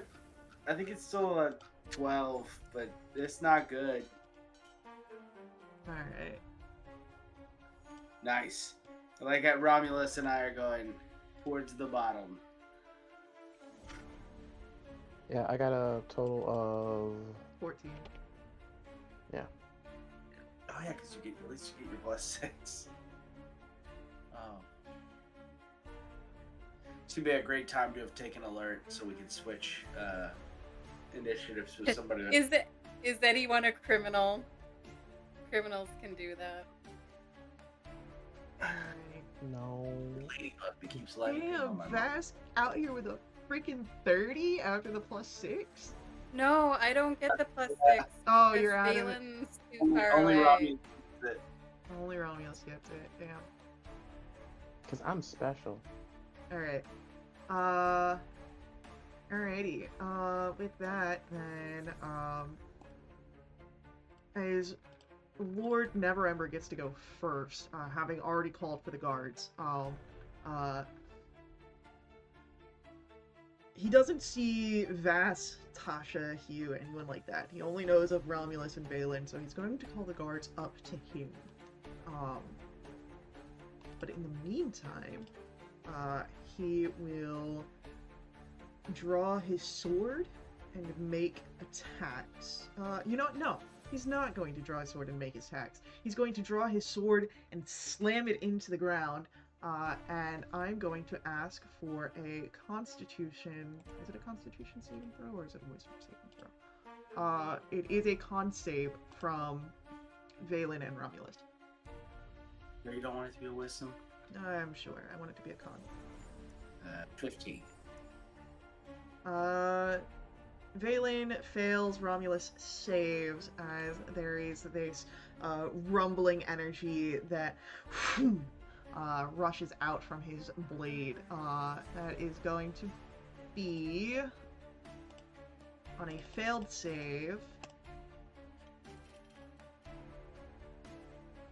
23 thunder and 24 necrotic. Wait, I'm resistant. So 23 Sorry, plus. How much am I taking? You'll take half. It's 23 thunder, 24 necrotic, but you succeeded on your save, so that's 11 and 12. and then half more because I'm assuming you have resistance to necrotic. Mm-hmm. So 11 and 6. And that's it for Lord Neverember. As Vass, it is your turn. I have a question, Yes. as I normally do. If I hold ready in action Mm-hmm. to use a charge Mm-hmm. of the staff to unmake this reality, Mm-hmm. if the trigger for that never happens, like if Romulus and Valen don't get to do what they have to do, is the charge still expended, or can I just choose not to do the thing I need to do to use it? I will say that since this is expending a charge, you'll be able to keep it. If it was a spell slot, I'd rule differently.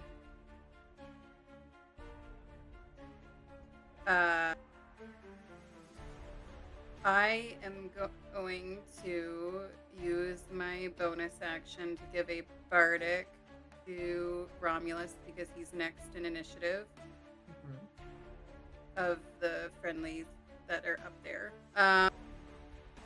It's a d12. And then I will use my action to ready expending a charge if the conditions are met for me to be able to do the thing to make this go away. Alright, sounds good. We come to Snowtasha's turn, and Snowtasha.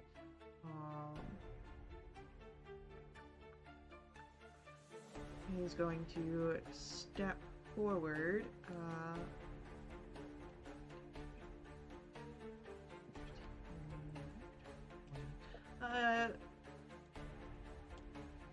Break past the peasant line. And Does she have hold person? none of these are people. Damn it! There. What she will do, however, is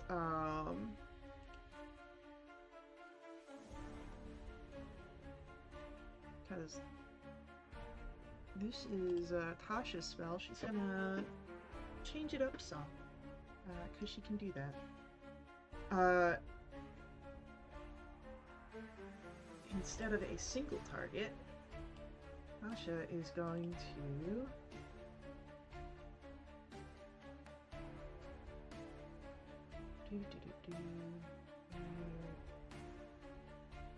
There we go. Tasha is going to target these guys over here with some hideous laughter.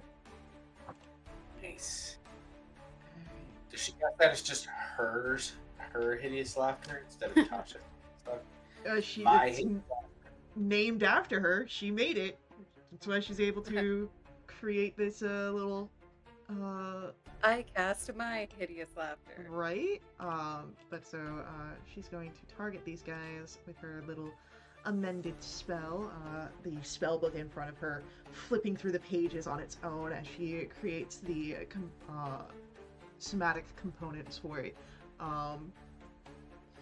And is done. Cast laugh. Right? She tells a bad joke. And I'm just gonna make this easy for myself and roll all of these from one guy. 1,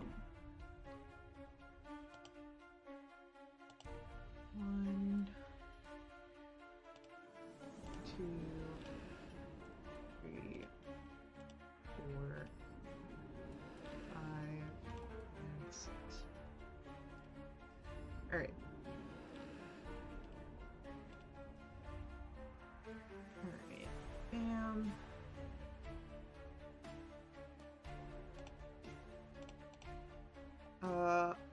All of them fail, so they're all prone and cackling in that area. And with that, A is cackling, B is cackling, C is cackling. D is going to run underneath here to get to the doors for the castle. E also makes its way underneath. As Romulus, we come to your turn. I will do. Now you can either restrain Never Ember, or you can try and wrestle the crown off of him. I will try to wrestle the crown off of him. Alright, so, we'll make this a contested athletics check. Okay. You've got a D12. True. I do have a D12. You have a D12. I will use said D12. Oh, they changed the thing. Cool. Hell yeah! 26, baby. 26 beats a 17. You grab the Oh crown. man, that would have sucked. That would have sucked. This old man beating me. Which, Or as old Romulus zombie gets man. a hand on the crown, Bass, I'll trigger my held action and expend a charge. as you hear the rage-filled cry of Never Ember, the reality begins to, again, suck in upon the crown. Who wants to pick up Tasha? I will Oh, shit. run, and I will jump, bag open, and just above her head, Yeah. and then as soon as feet are in bag, I teleport out. And each of you, again, able to teleport.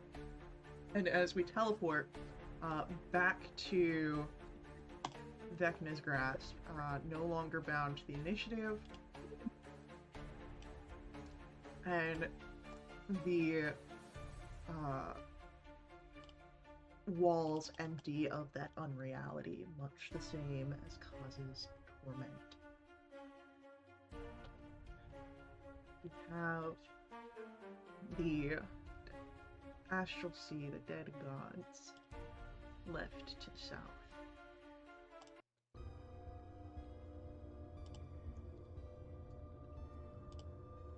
But What a creepy option number C. I will say that before we go down creepy option number C, we'll take our real life break here, and come back in a few minutes. Alrighty.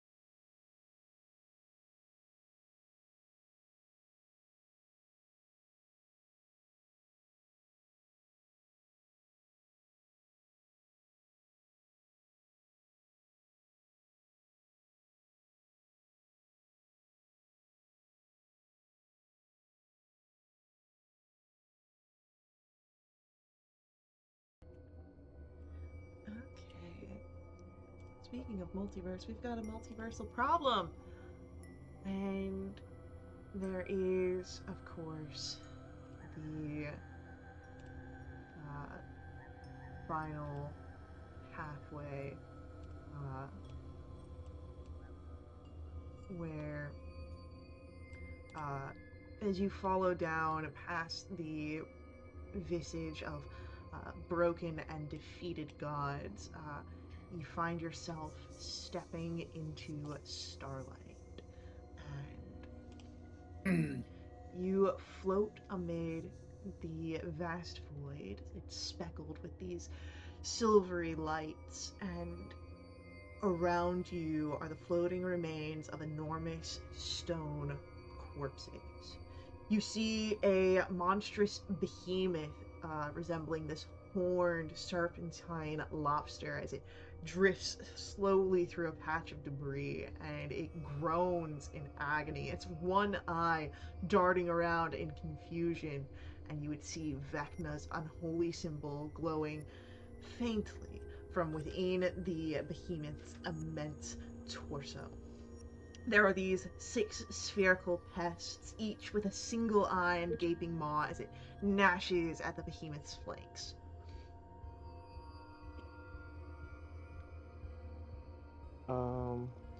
Can I determine what this thing is? Sure. It's a, Roll me an it's a Arcana rock. check. Is it a rock Arcana? lobster? Yes, it is a rock lobster. Wow. Arcana checks for anyone who'd like to figure it out. I'll roll an Arcana check. A -1. What could happen? 28. 7. An advantage since I've traveled through the astral plane. I will say that with a 28, we have the information and Vass can share it. Vass, you are looking at a astral dreadnought. It is a creature that you've not seen, but you have heard of. And the tales that have been told of this creature speak of a demiplane within its stomach, where everything that the dreadnought swallows ends up within.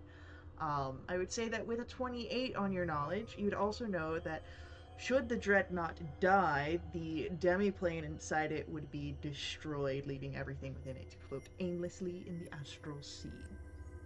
Ooh. Oh, fuck, guys. That's an astral dreadnought. So that's what they look like. It's I not, wonder if it's in got anything fact, yummy a in rock its tummy. lobster. Oh wait, hold on. I can do a thing. Okay, she's too excited. Oh, I don't want to do it that way. I want to see if I can do it from here. Can I do it from here? Bum, bum, bum, bum, bum, bum, bum, bum, bum, bum, bum, bum, bum, bum, bum, bum.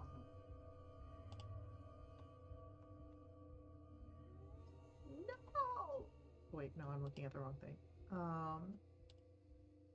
There we go. Let's show the players.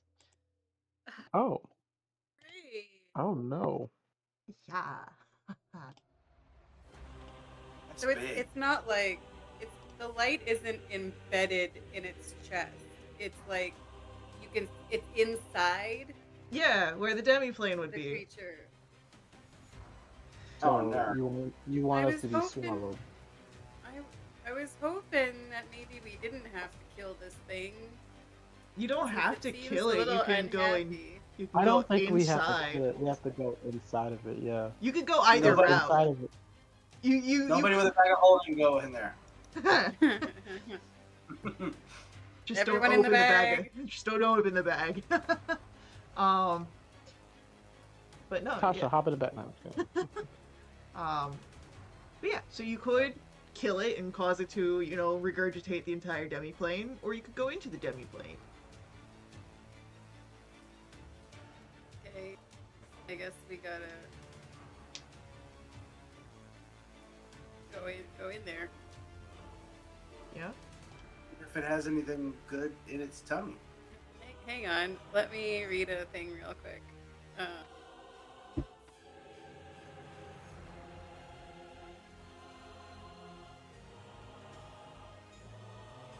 I was wondering if I could use Arcane Gate to get us in there. But I gotta choose 2 points on the ground I could see. So I could only Arcane Gate us up to its like. I can Dimension Doris in, because it's just range based. You can only Good. take one person, right? You can Yeah, only we take only need one. to do one thing. I guess only one person needs to go in there. How am I gonna know when you're in contact with it, though? You I guess need I'd have to go with you. Yeah, charges. you need visual range on that. I'd need to go with you then, I guess. So I can see when you're in contact with it. I mean, it's not the best idea we've had. It's not the worst idea we've had. Oh, it's clearly the worst idea we've had. It's pretty bad. Because I won't do it. just to reiterate, whatever that thing eats ends up inside of its stomach. So that means anything living or dead is in its demi-plane that relies on its stomach. I will say that it does look hurt. Like, the things that are around it, like, gnashing at it, they seem to have done some damage to this thing. And it's not a real astral dreadnought. It's a fake one in this unreality, right?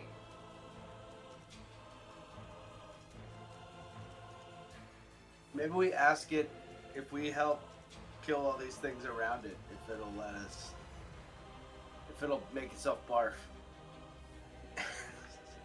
I don't think astral dreadnoughts work like that. Yeah. Just throw up, be playing inside you real quick. Yeah, I don't think that works. Yeah, can you bring your stomach outside? I just need you to disembowel yourself for me, please. Just real quick.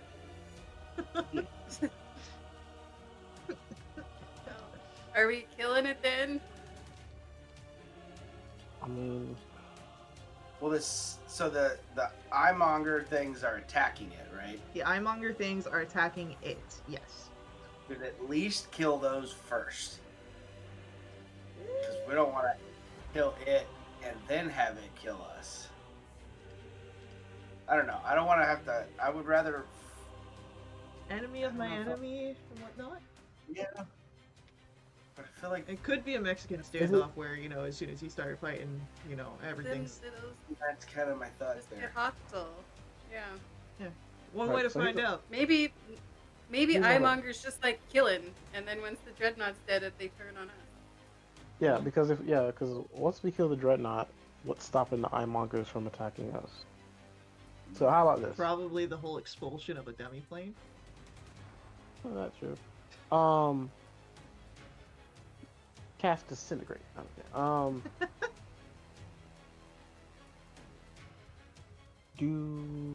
Is it mouth being opened like occasionally? It's crying in pain every so often, yeah. We have an extra bag of holding. That makes me so sad. I know. Alright. Alright, little buddy. It'll be alright. Big buddy. Dun, dun, whoop. I feel like this is an inaccurate representation of the size of the Astro Dreadnought. I'm But sorry that Gargantuan only goes up to 4x4. I don't have the cat-sized Tiamat to scale miniature. I want it. be cooler if you did. It, or are we going into I its think stuff? well, here's the thing: we can't get helping kill one of either things. Sounds rough. So how about we all just try to like tactically jump and hopefully make it into its mouth. Because once we get to what we need to get to and unmake this, we can end this quickly. Do you Yeah, want I'm me not to make jumping an into this. arcane gate? Huh? Do you want me to make an arcane gate to get us there? Like to its mouth?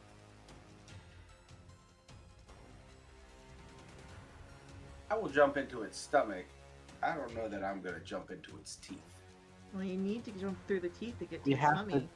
How No, I else are you don't. gonna get into I'm his gonna I open. belly? don't think. I'm gonna open the I don't. door. Count feet from between here and his stomach. You don't know how many. Well, here's the thing. I don't think it works that way because you're trying to teleport into a demiplane, which is already separate from a different reality. So I think with back, like I'm not the great, I'm not a wizard, and my arcane knowledge is more instinctual. But I don't think it would work fair for you. You might just teleport to its stomach, like literally right in front of it. But trying to teleport into a demiplane that you can't see might be a tough call. Fair enough. Um, but Then, I think if I think me and Vass can probably make it in there. if you would like to try and get into the mouth, this is open to anyone trying to get into the mouth. It's either going to be acrobatics, or because you are in the astral sea, you can use your intelligence to move as well. Oof. Oh, acrobatics, easy. So teleporting. Uh,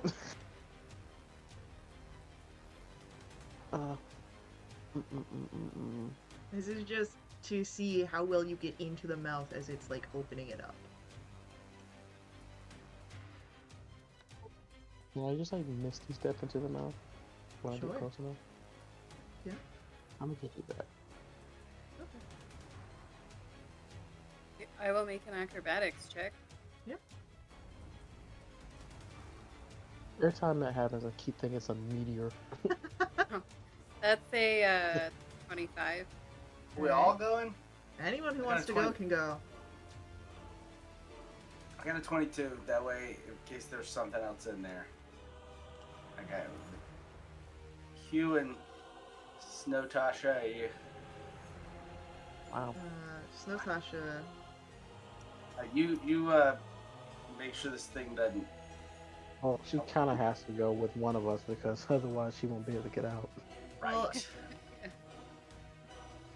So, as you all step and get through,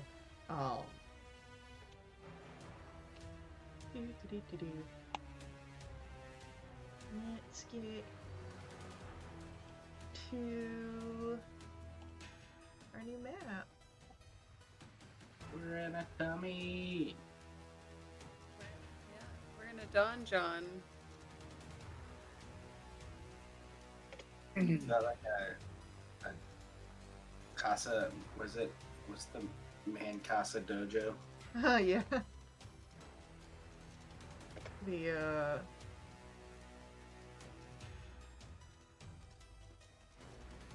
The Mojo Dojo Casa House. Mojo. Yes, that. Mojo Dojo Casa House. Yeah. So, Dojo. as you all step through and why are we on this? No. I had you on loop. So, the vibes were off. As you step through and you find yourself, you are now in the demiplane of this creature. It's Donjon, and you stand among hills that are made from the half-digested bodies of who knows how many deities. You see this deep valley separating two of these hills, and it stretches as far as can be seen in either direction. But you feel that beneath your feet the ground shifts as the mounds of scree continuously collapse into the valley. You do have a massive sword bridging between the two um, what's it called?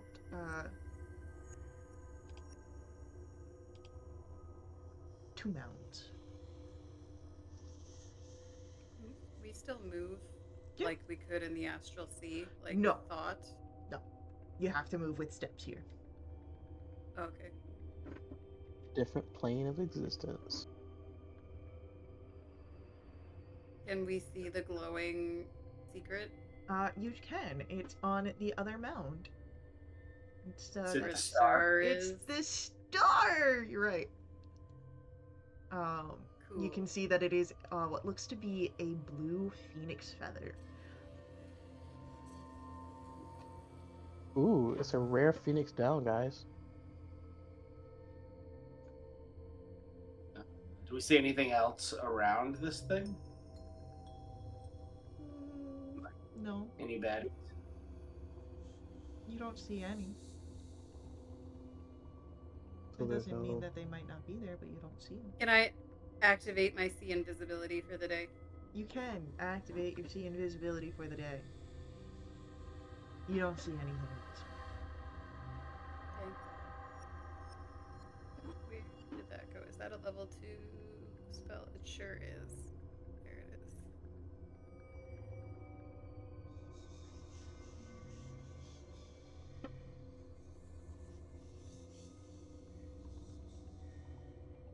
All right. I'll just go here and then Misty step across. Okay.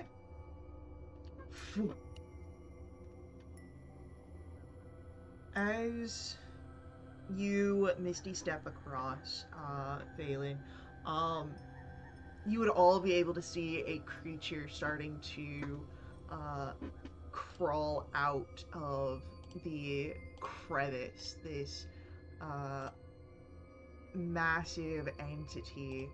Uh,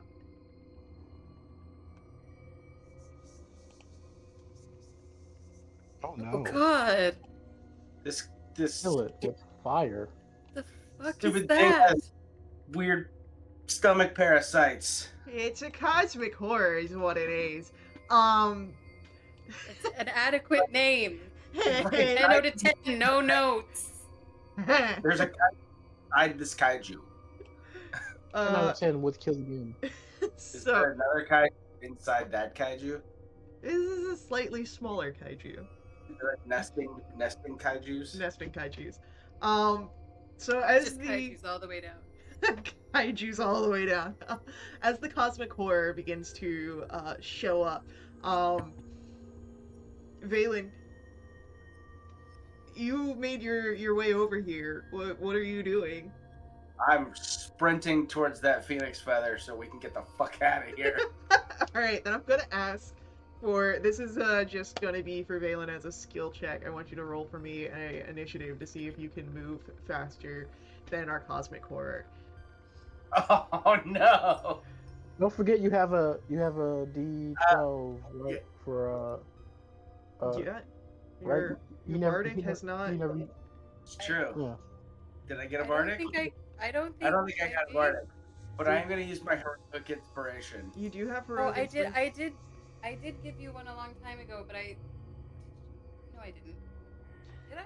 No, I gave Yeah, one to Tasha and I gave one to Romulus. I think I 18 with Alrighty. my heroic inspiration reroll. And then. God dang it! Why are you? Why are you being like this, D&D Beyond? Did Valen use it when he got when he was trying to get out of his paralyzed thing, or did he succeed I with? gave it No, to to I Tasha. gave it to Tasha instead because Okay. she was next. Oh, I'm I got you. so glad you used that heroic inspiration. Um, your Me too. 18 beats out the 16. Um, and so as Valen, you book it for this feather. Easily you can grab hold of it.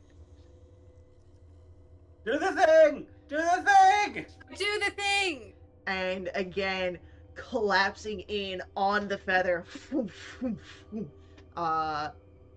The unreality here is unmaking itself. And I make sure I put Tasha nicely in her carriage. Grab Tasha by the scruff of the neck and I was Like, like, at least "Whoa, buy me a. where's She's my like, at winner?" least buy me a drink first. I'm like, I mean, later. but as you teleport back to Vecna's grasp, it is in time to watch as the purple crystals in the center of the room begin to tremble. You see these deep rents appear in the mass, and as they crack further, shards are sent flying, the crystals shatter, and in their destruction, you see revealed a deep pit with screaming winds and ghastly ethereal wisps of neon green light rising up. In Vecna's grasp. Yep, where the area here is now going to be. Where's my draw? Bam, bam. This is a pit. There's no more Yikes. crystals. It's just a hole.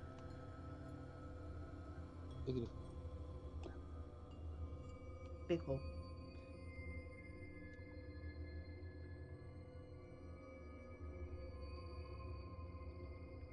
Well, are we supposed to go? Does that take us to the cave of shattered reflection? Because this cave is not that. I don't think I'm saying to my companions.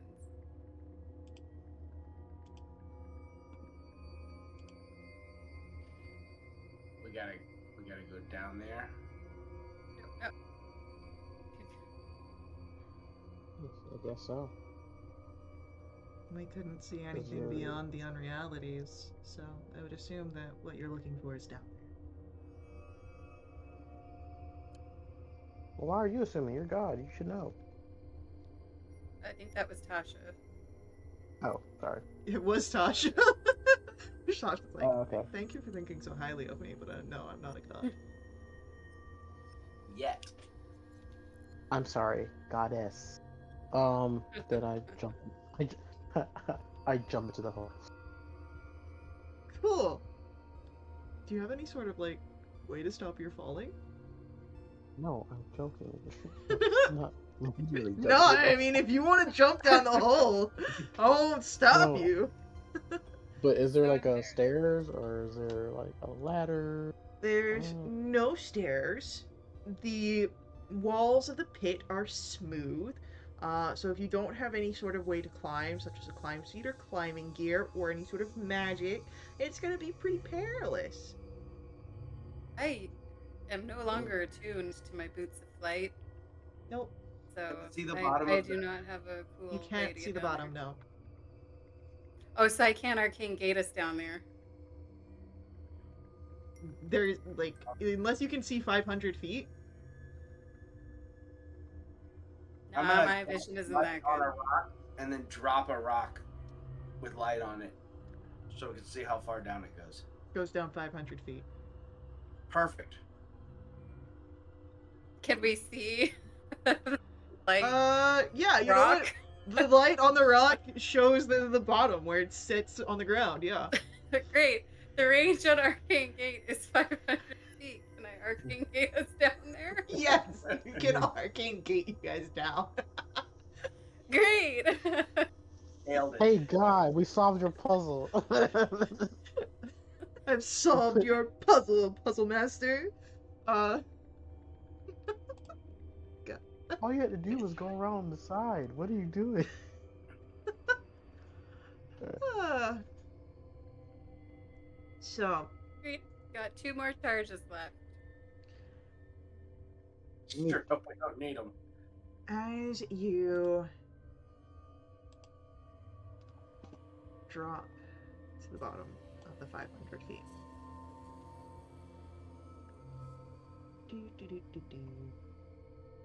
You see the glowing ruby and the walls. And as you are now in the cave of shattered reflections, we've got something to do.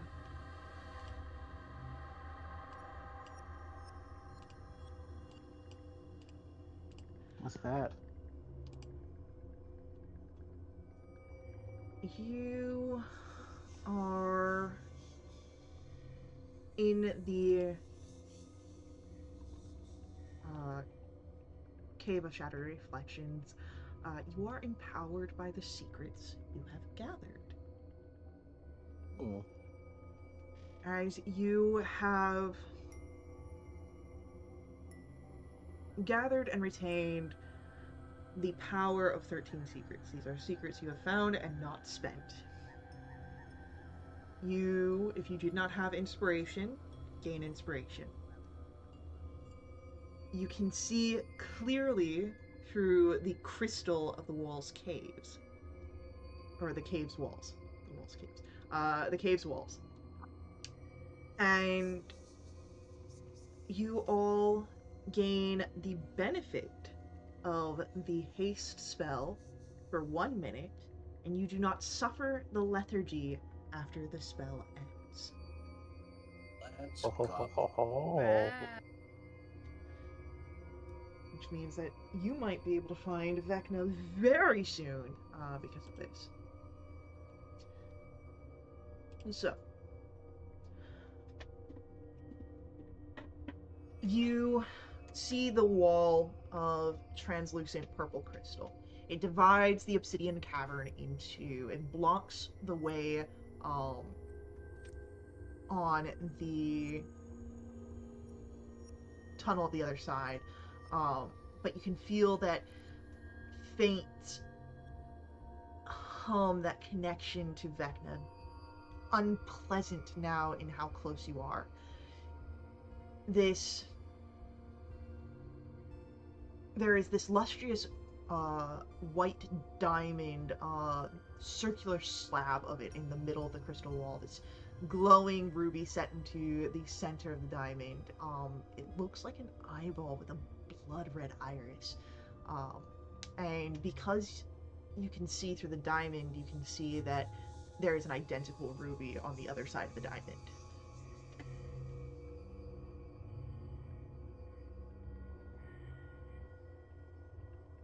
Okay.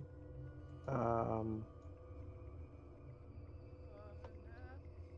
touch? As you touch the diamond, the ruby upon it, you all watch as immediately uh, Romulus disappears from this side of the door and appears on the other. Oh, hell yeah. Going with him. Poo poo. All right, let me. It's torture. I'm dying. Don't come. I'm just kidding. Okay. I Uh, am going to do a couple self buffs before we things. So I'm going to do um, freedom of movement on myself okay, and a third level magic weapon on my bow. okay, Um, actually, while And we're I'm going to before I go in there, going to do my concentration less summon Fae for 1 minute. So we're gonna have to bring Hibu onto the map for the final confrontation. of course. I take a second to also tell all of you that I've written your name in my book of shadows, and if you will permit me, uh, if your name is on this page when you are reduced to 0 HP but not killed outright, you will instead drop to 1 HP. Cool. Okay. So Hell you yeah. all basically have death ward. Hell yeah. Thank you.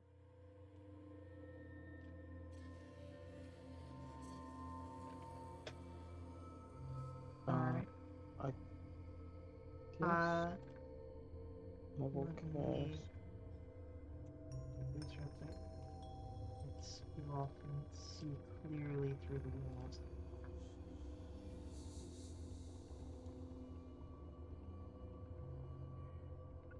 can see the ritual being held there.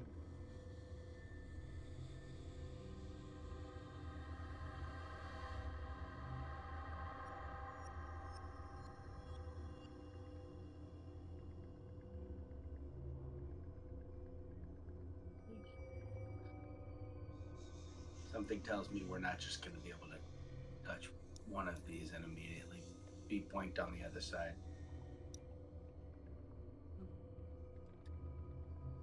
Good thing that you have haste, and you could probably go try different doors quickly. Yeah, we're just sprinting between doors. I mean, I could arcane gate us into the middle. You I could also try. have Magic might be a little wonky here. Yeah, There. we only have 2 more charges of the thing too. Yeah. Can I do Um, freedom? Can I also cast freedom of movement? But I'm gonna cast it at a higher level so that Vass and Snow, Tasha, and Valen and myself are in. I believe I have to cast it at it's above 4 level, so me.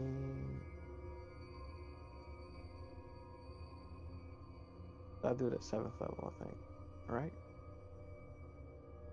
to get 6th level.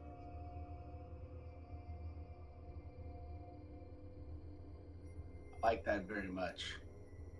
That's Mm-hmm. on me too. Yes, it's on everyone else except Hugh already cast it on himself, so Okay. me, I didn't know you could do Tasha. that with freedom of movement. Yeah, as long as it's above a level 4th level, you can do an additional creature. It's not concentration, and it's for an hour. Heck yeah. Um, I'd forgotten that I was out of temp HP, so I'm gonna cast Armor of Agathis on myself Yeah. while we're. Yep. Heck yeah. You guys got this. You're moving speedy. So speedy. All right. I guess We just want to the slap the da- first one and see where we wind up. well, I Vass was gonna will. try to do Arcane Gate again. Well, do I think? Do I get the sense? I guess. Do I? Am I aware? Can I sense anything with an Arcana check, or something that Go ahead, roll for that me an type of Arcana magic check. might be wonky down here? Because I'm sure Vecna probably thought of that. That's a 19. I will say that on a 19, you do with the way that um the air sort of hums here, it does feel that teleportation magic might be limited. You don't know that you can pull another arcane gate this close to the ritual. But Guys, on second thought, teleportation magic is kind of wonky down here, I think. yeah, but the doors seem to do fine. So Okay. I'm just I'm going wondering what to try the and different trial and error colors this. do. I will try this door right here. all right, that door right there, as you touch the ruby, brings you right in. Hey Oh, guys. Uh, Okay. we solved it. Sometimes just touching a thing works. Um, but That's always been my experience. as you each touch the ruby and appear, you see levitating here in the center of the uh, crystal chamber this skeletal figure wearing kingly vestment. This is Vecna, the Archlich. Uh, you see his desiccated head thrown back in concentration, his wrinkled eyelids closed, one drooping over its empty socket. His shriveled lips are pulled back to reveal rotted teeth as he spreads his arms with one missing hand, murmuring in a profane sounding gibberish while a lightless orb swirls in front of his chest, growing bigger by the moment. Um, and I'm gonna ask for us to roll initiatives now. He's Alright. aware of us? Yeah, he's aware of you. Oh, that was almost amazing. Okay. That will be a 13 with the +6. Oh. I wanted to have dialogue with him before we fought. You can still talk. Talking's a free action. Also a 13.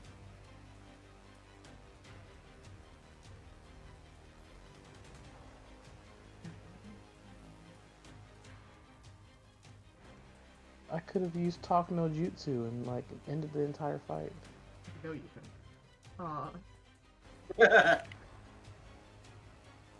Alright, is everyone in range for Valen's thing?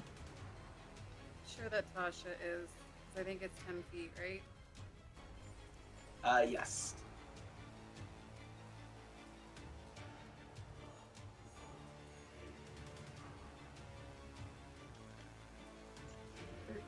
For that. 27 for Romulus. Is 14 on Hugh.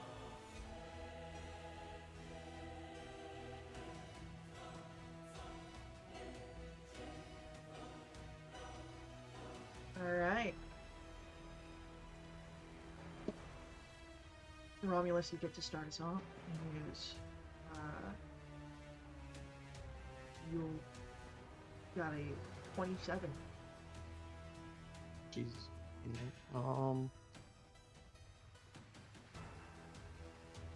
Well, we're in combat. I don't know if he's gonna be willing to answer my question.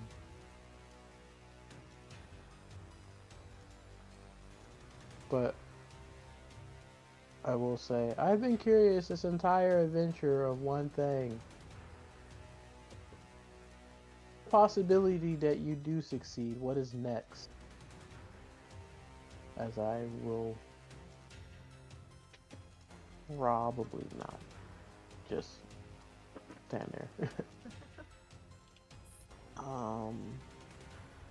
And I am going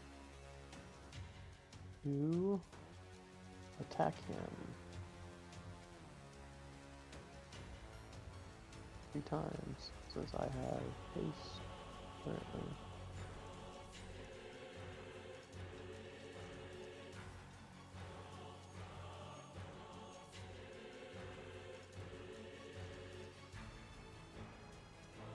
And third attack. I will say that we've got 7 rounds of haste. Cool. I'm assuming all 3 of those hit, right? Yeah. I'm also assuming Vecna is a undead. He is. Ooh. So I am also going to bonus action.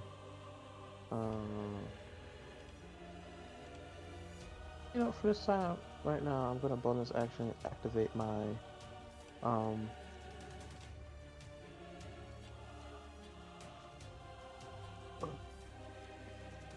innate sorcery, and then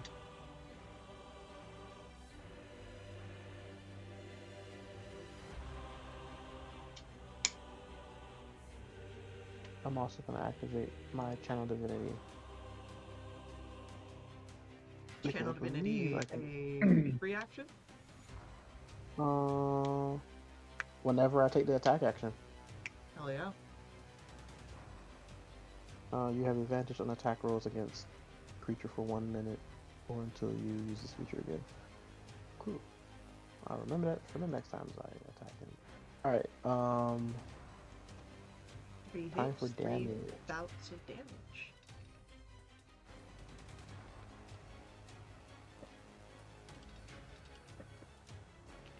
Mm. And then 3, 4, 5, 6.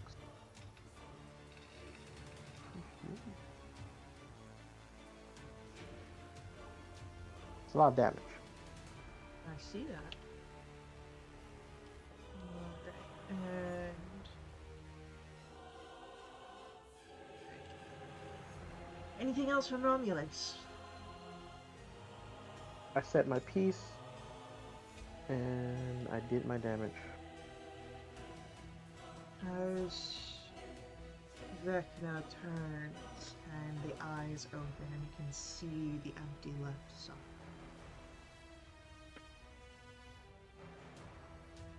If I succeed, what use to you the knowledge of what comes next? As I need you to make me a Constitution saving throw.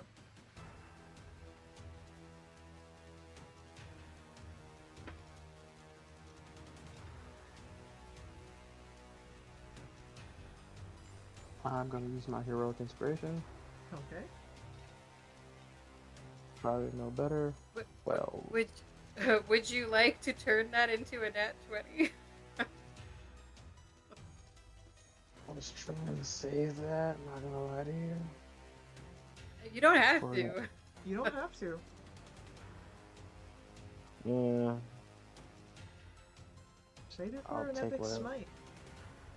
Yeah, that's what I was trying to do. So, are you keeping your 12?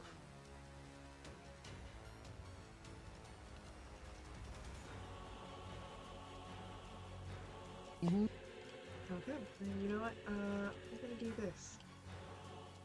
Yeah, not too easy. That is gonna be 91 points necrotic damage on a failed save. Oh, Bam! oh no! And that's just the first thing that he does. As he draws with the 91? 91 on a failed save. It's Oh necrotic. Lord, thank God I have resistance. Right. But he will pull a dagger in his right hand and then make 2 attacks at you with the dagger.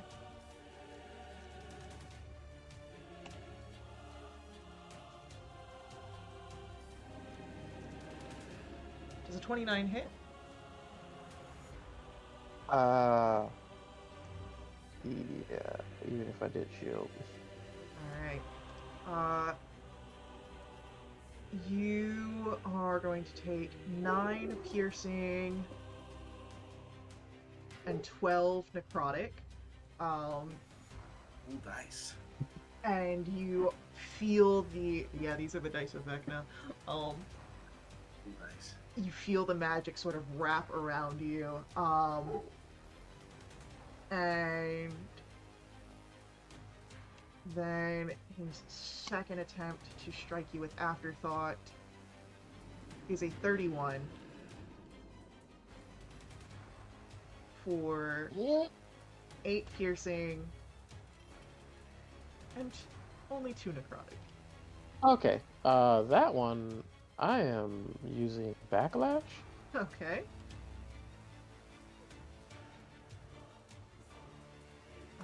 Is this a spell? Yep. He is going to use his dread counterspell reaction. This fell word drips from his lips. Is backlash. What level are you casting? 7. Alright. He needs to make a DC 17 intelligence check here.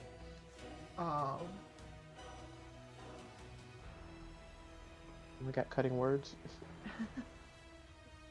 I got silvery barbs.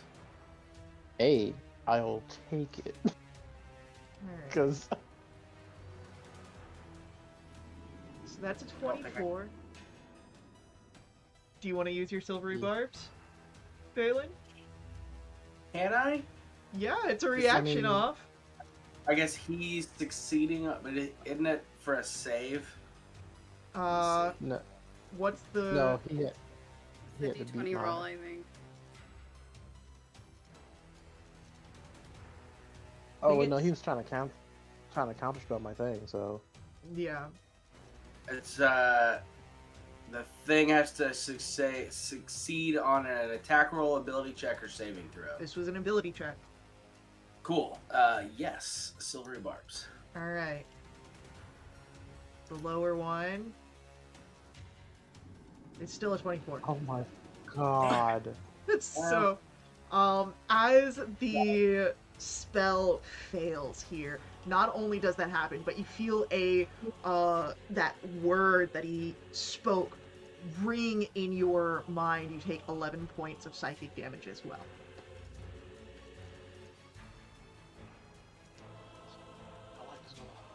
That's just a little rude. All right. So that's Romulus's reaction. That's a reaction from Vecna. Actions from Vecna. Yeah, he feels fine staying here. As Hugh, we come to your turn. Hugh is going not take this lying down. Applies his hunter's mark to Vecna. Okay. Okay, I'm pretty sure that doesn't count as casting a spell. I mean, It was already active, right? yeah, if it was already active, then you're good. It's already active. Yeah. I attack him with advantage. Be a 29. 29 will hit. He takes 12 magic piercing, 2 psychic,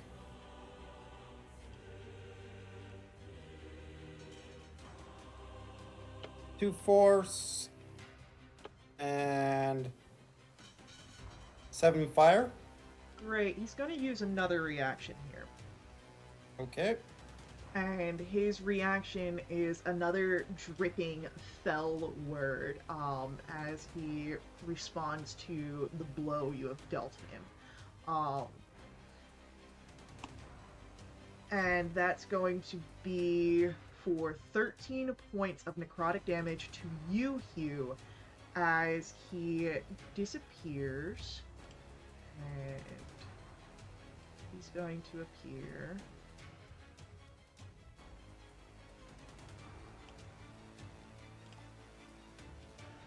Over here. Oh, we're Okay. doing this. Okay. It seems that, well, teleport is tricky for you all. Vecna has mastered the magics of this realm. I'm going to run back to this ruby and see where it takes me. It seems Aha! that it is the same connecting point. I'm chasing you down, motherfucker. It's gonna be so annoying if it was like, you're on the other side of the map. Would I? All right. Hit him again. Yes. It's 4. Oh, let's just do the 2 because do both of them right next to each other. Oh, that's And there'll be a crit. Hell yeah.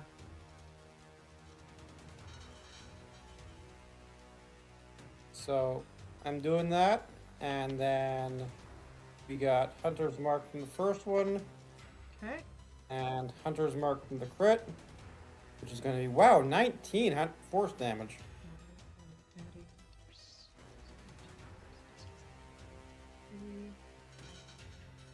Mm, 8 fire from the first hit.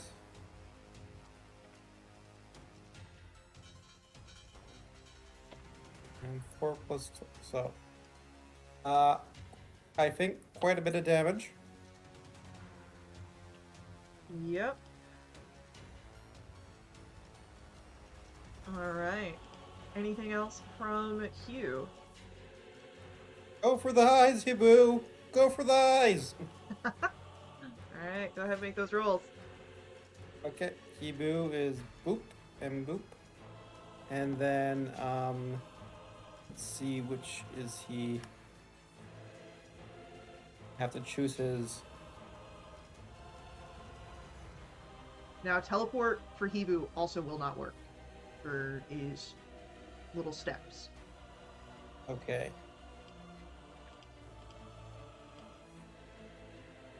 At least not currently. It won't work. That might change. Okay, so it can't. It's as I read its face step, it can't have a move without doing its face step. Mhm. Wait, no, no. The chosen mood is independent. It's I believe the mood is independent, but the mood flavors your face step. yeah. You don't get to there's an effect with the face step. So we're just gonna go for 2 attacks. This is going to be 2. They're both +9 to hit. All right.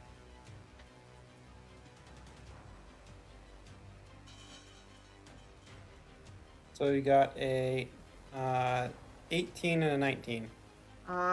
Both of those will hit. Okay. That does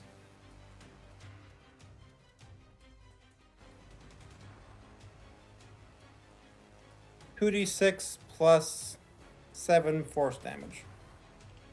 All right. So let's do 17 plus 14. So 31 force damage from Hebu. Woohoo! All right. As Hibu scraps up with Vecna, Valen, it is your turn. Valen's gonna take a step over to Vass, give him a high five, and cast Warding Bond. So you have +1 to your AC, and we just have to stay within 60 feet of each other. But you have +1 to AC and resistant to all damage. Oh, hell yeah. You take half damage, right? Yes. So I take, well, basically I take full, I think. Let's find out. Oh no, I take the same amount of damage that Vass takes. So I take half of all of Vass's damage as well. Yeah. And then looking through this pane of glass, could I tell? Would I know if like not spells like that shoots like a beam of something out of me, but like a spell that causes like an area of effect? You can see clearly through all the areas because of your secrets. Okay. So walls are just like you can't walk through them. That's the only issue that the walls are giving you here. Perfect. And that, well, or do I just want to go here? You have a cool sword. You're a paladin. Of course you want to go here. Cool sword. Yeah, we're just gonna boop and then boop and then go over here.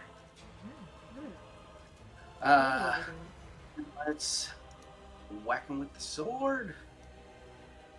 I guess I'll do 3 of these. Oh, yeah. Shit. Oh, I see a net 20 in there. Shit. All right. So I think do all 3 of those hit? All 3 of those hit.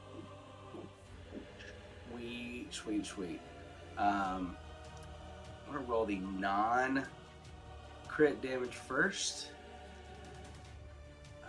So it's 12 and 13, so 25 for the non-crit damage, and then for the crit, we're gonna roll that. So that's 12 plus 16, or no, plus 8. So 20. And then we're gonna add our life drinker on there, so that's 2 plus 6. All right. Which would be 8. And then we're gonna do a divine smite. What level? We're gonna do 5th level. Great. So he needs to beat a 15 as he's going to do a fell counter spell with his last reaction for the turn. And hang on 1 second.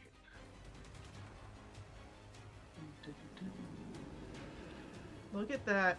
It goes through. He gets a plus a million.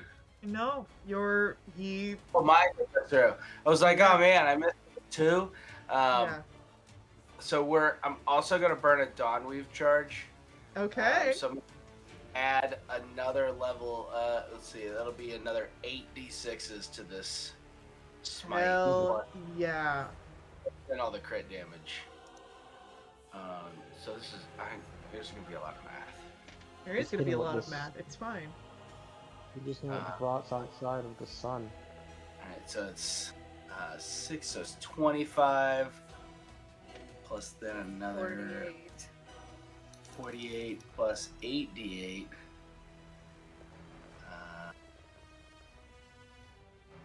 That plus 64. So 73 plus 64 plus 34.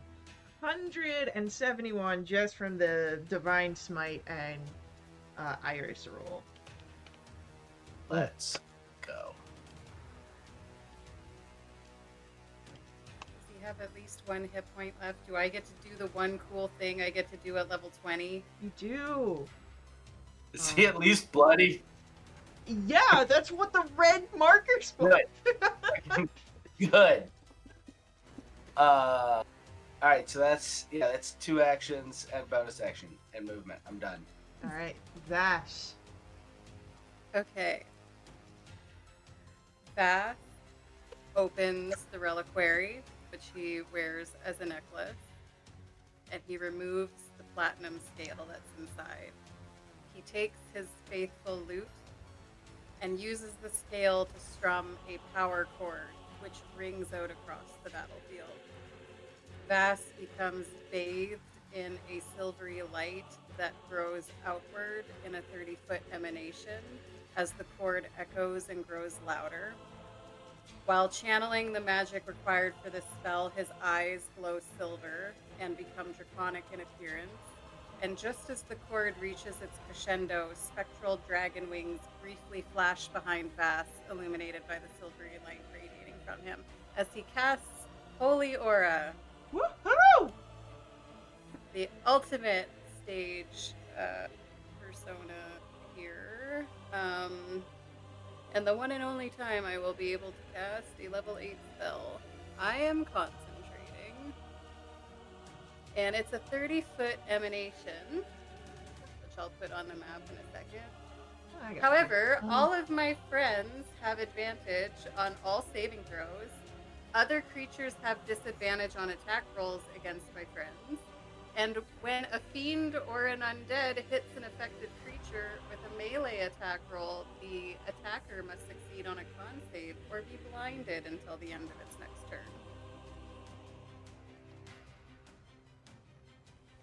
Would have been nice if you went first. Yeah, well, I rolled shit, so here we are. That is one action. With my bonus action, I'm gonna give a bardic to Balin, because he hasn't gotten one yet.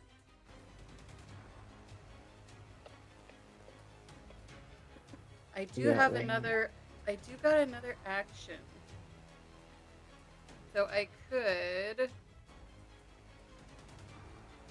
pop out here and then just take a step to the side. And we'll say my hasted action was the spell. And then I'll take two shots with the Starshot crossbow with my action. Don't forget you've got That's advantage. a 23. I have a. Why do I have Holy advantage? Aura. Aura. Your That's big. advantage on saves. Oh, on saves. I thought it was Oh, on okay. attacks. Let me double check, but I'm pretty sure it saves. It's the bad guys that have disadvantage on attack. Bad guys have the attack roll thing. There we go. Bad guys have the attack roll thing. Yeah. So that was a whatever, a 23. 23 hits. So get back to the right spot on my character sheet now and roll damage. And that's real bad damage, but I'll get sneak attack on top. That's pretty good. That'll be 21 points for the first one. All right. And I'll do another attack. That's a 27, That's a hit. doing an additional 10 points. Beautiful. And then I'm just gonna... Oops. Whoa. Yeah, Over you there. Whoa. I was here. Yes. I'm gonna move here to make sure everyone's in my thingy and that I don't have line of sight to Vecna. Oh, you think that a wall is gonna stop line of sight for Vecna? No, not really. But let me just be in this corner in denial, Faye. Just wait. It is Snowtosh's turn. Snowtasha, doesn't like being in a box. Snowtasha is going to look around and, Snowtasha's gonna take a gamble. She doesn't want to be clumped up with everybody else. So she is going to... We'll roll a D3. We'll give Tasha a chance here. Alright, she goes here, bamfs out here. And unfortunately she's no longer in the aura, but she does have a visual for rolling her Caustic Blast. She gets a -2 to the roll because she does not have the bonuses from the magic items. So that is only going to be an 18. With an 18, hits are Vecna. So that will be 17 acid damage as it strikes at her.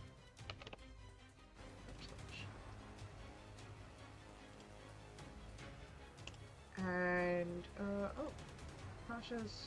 no, Tasha doesn't have the Vecna Sleep, so she doesn't get the haste. So, Romulus, that brings us to you. How's Vecna looking? With Does he his look eye. like he's... You know what I mean. Is he... I mean, he's bloodied. looking like he... I mean, is he like 50% bloodied of health? Like, yeah. 'Cause I don't want to smite him like and like eviscerate him, and then that causes No, crap. Because Go ahead. do we have to use it? Do we have to use the chime I to mean, defeat him, or you don't have to use the chime. It could help, to banish him to a realm where, it's not here. Come on. Let's show that the circle of 8 are pussies by killing him outright. could? I mean, I could walk out there and murder him because I have a. Do it. Wait, don't do that. Don't do that. I've planned this boss fight. Go ahead, do it. I knew who was at my table. Do it.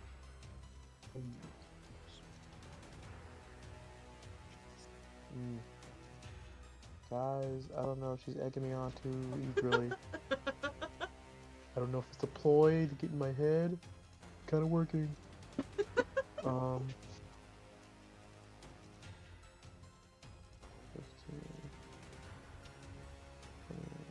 25, 30. Oh, yeah, I could get to him.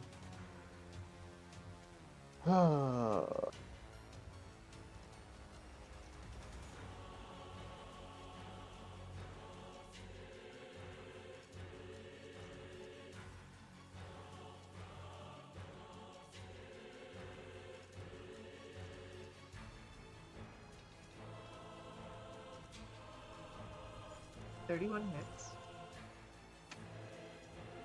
Don't hurt.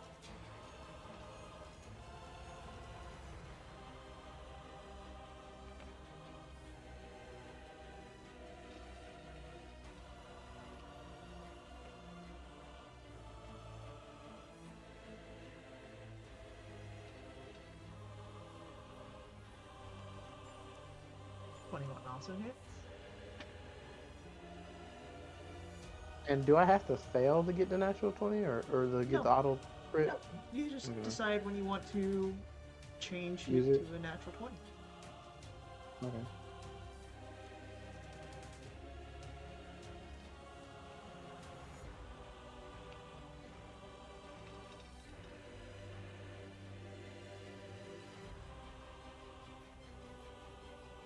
Are you And gonna I do it? will. Oh, I still got a third attack. Right, are you gonna do it on your third attack? Yes, I'm gonna do it on my third attack.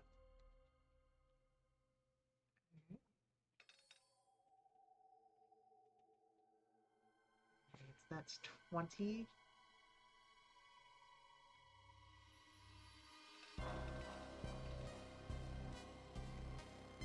$35.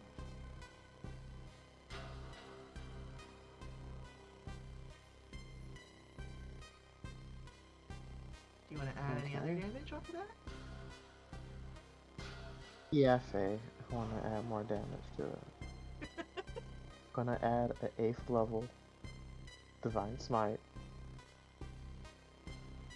Does he want to do his thing? No, he's used all his reactions. It's not his turn yet. Hmm. Convenient. Alright,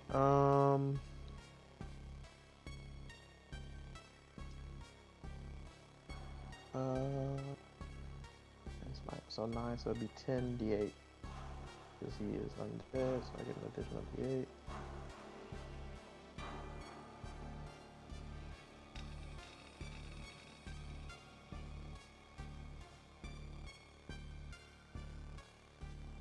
Impressive. 178 damage. As you raise your blade and strike true against Vecna, there is this bout of holy light. But then that light becomes something else. You see the green seep through, and Vecna, empowered by this fell magic as it wraps around and expels outward. The walls shatter as he now reaches the breaking point of reality.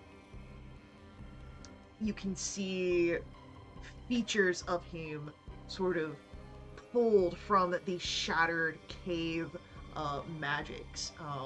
He seems reinvigorated, no longer bloodied. As we get to phase 2.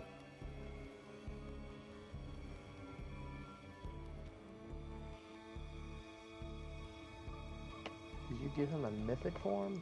Damn it. Maybe. Anything else from Romulus? I forgot I should have been making those attacks with advantage, but besides that, I mean, you got a wicked crit on him. 178 damage. even more. I could have Laser had a. action? Hmm? That was Yeah, the no, I laser. used all 3 of them. The crit But was the haste.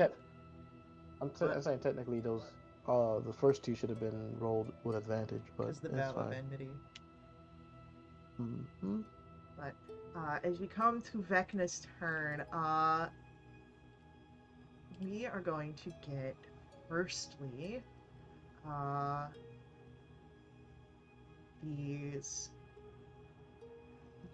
globs of energy that break throughout the area here. You've got 3 of them.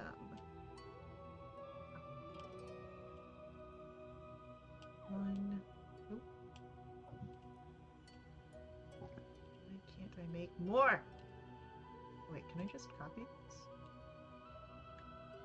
I can! 1, 2,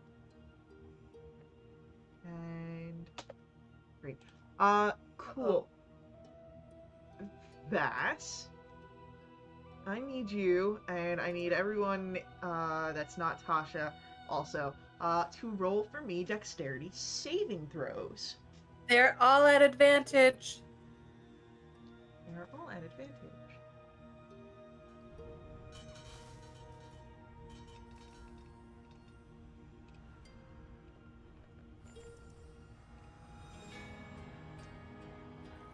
Okay.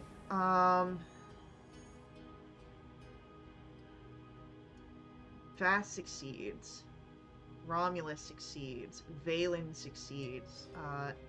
18 will fail.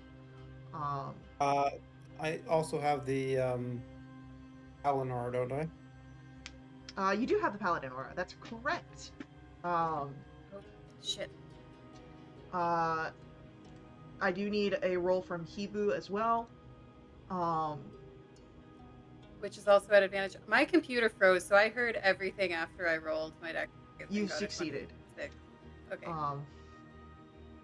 So, and that is on a.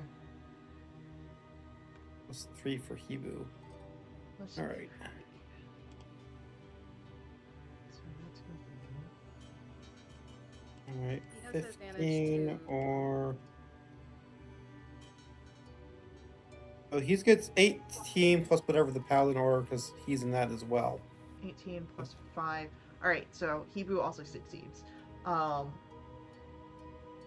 so on a failed save, which I believe none of you have, we would be looking at.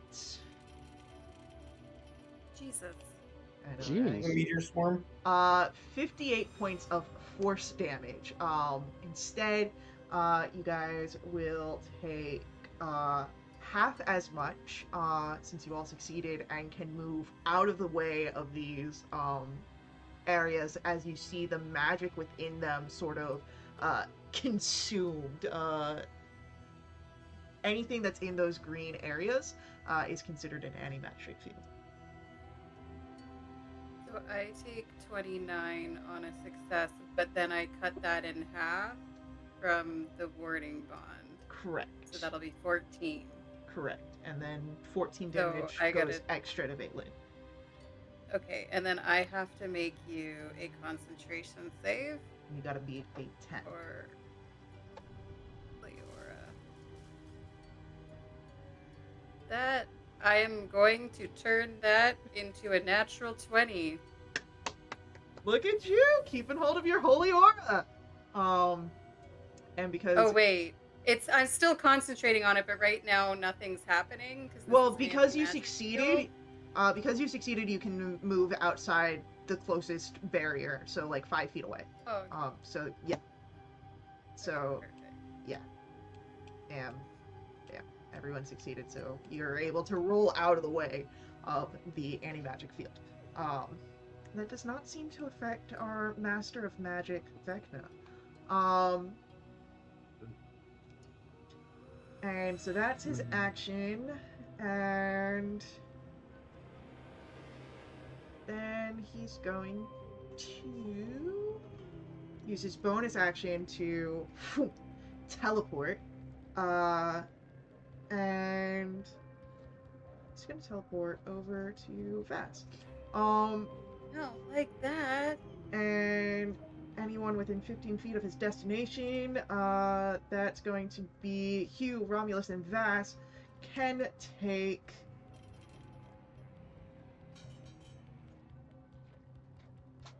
It's 10 points of psychic damage from this.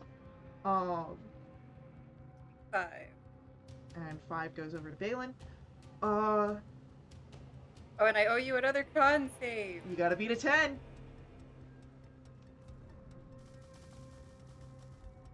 Jeez. Can I use my heroic inspiration? You can use your heroic inspiration, yes. Well, no, you don't have to. You don't have to because you're within my aura. You succeed. That's Oh. right. You Because have I- the because I- +5. yeah. It's a save. Oh, Yeah. thank God. Yeah. Okay, I won't Right. use my heroic then. Your heroic is still in place, but you might need to use it later. As I need Vass, with your shining silver light, to roll me a Constitution saving throw. Keep the one I you just mean, rolled. I just rolled one on accident. I'm going to say roll me a different one because I want to give you a chance. Okay.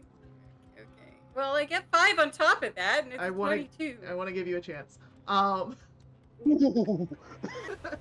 not gonna get much better than that, Faye. That's a 21. So unfortunately, that is going to be a failure. Heroic inspiration. Go for it. It's not gonna work. Nope. So that's 100 points of necrotic damage on a failed save, which I'm resistant brings to that it down anyway. to 50. 50. And then does the warding bond kick in? Yes. Yes. So Oh, I take warding 25. bond makes you resistant. If Vass was already resistant, then oh Doesn't no, double. it doesn't double for resistance. No, so it's still 50. 50. Yeah. So it's impossible. Well, it's not impossible. I need to make can you get a a con natural 20. save. And I have advantage because of Warcaster. Yep. I got What? There we go. yes! There we go. Vecna? Alright. Yeah. So that stays up. Phelan, make sure you take your 25 damage. That Yes, is queen. that is going to be 8 for Vecna's turn. That didn't count as Oh, or an attack at all. How's Holy War? I think it's a melee attack. My Holy Aura. I believe He'll it needs blind to. him maybe, but I It think needs it's to a an melee. attack roll, and that was not a roll. It's a melee. Never mind. All right. Don't worry about it. Hugh, what do you want to do? Am I taking 25? It's gonna be Yeah, charging 25. down Vecna like the Terminator. So first it's gonna be a 30. 30. Yes. Hit. It just hits. It's psychic. All right. Force. And force damage. And fire. So does he have a reaction? He does have a reaction. And his reaction, as the different energies of the shattered realities here come together, you would notice as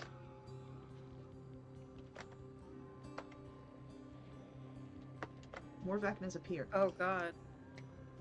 I'm sorry, what?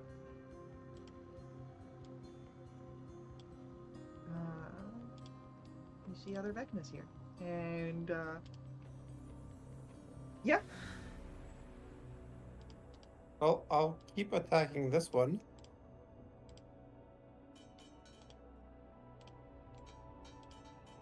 That's next one's gonna be a 30. Does that hit? It does hit. All right. Going to do 16 piercing.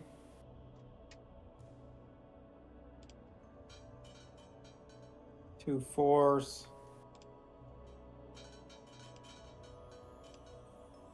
and 11 fire. What happens when I hit the old Vecna? Disappears. Okay. Shit, took him out of the initiative order. Fuck. Uh, we're just gonna do it. When? Okay. I am going to move to this one to get to here, and then charge down this guy Oh. here. The walls are gone, right? Yeah, the walls are gone. Oh, well, God. Yeah. I'll just run at that guy. Oh, should have enough movement to chase down. Yeah, you have double movement Yeah. from haste. Yep. This one here. You've got 2 more turns of haste. Yeah, you get over there.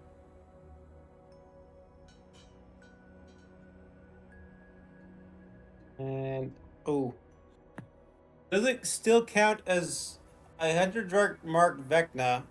Do I still get advantage on these other ones? I'm going to say no, not while the illusion's in place, because you don't know which Vecna is which. The magic is mixing that up. Okay. Did my 18 hit? 18 will hit. Okay. Well, This is going to do 13 piercing. So then this should have a new psychic damage. If it counts as a different guy. I would say so. Okay. And I would have been able to apply my hunter's mark onto the new guy because he's a new guy. Yep. My bonus. So he gets force damage. And fire damage. What happens after I hit him? That one also bamps. Okay. Hebu, I choose you. Hebu is. Nope. Yeah, gotta be careful about moving the Vash.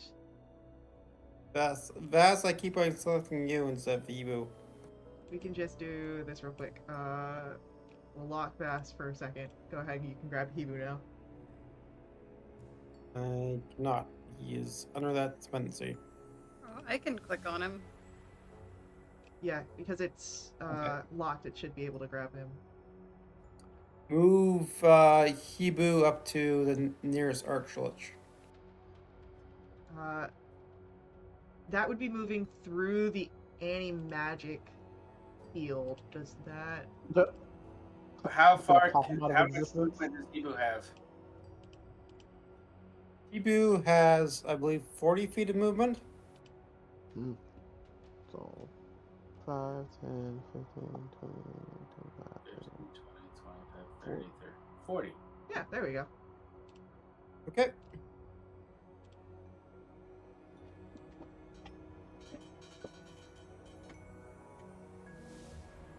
I believe. Hebu gets a 21 and a 28 to hit. 21 and 28 both hit.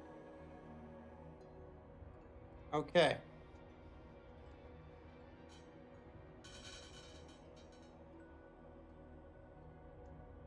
Eight plus 14. 22 force damage.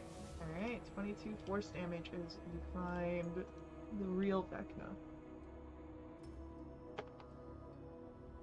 I could hear Hugh's dice rolling, but I couldn't see them, and I don't see his results Oh, I see him on mine. in the log either. This is so weird. No. Refresh. Alright.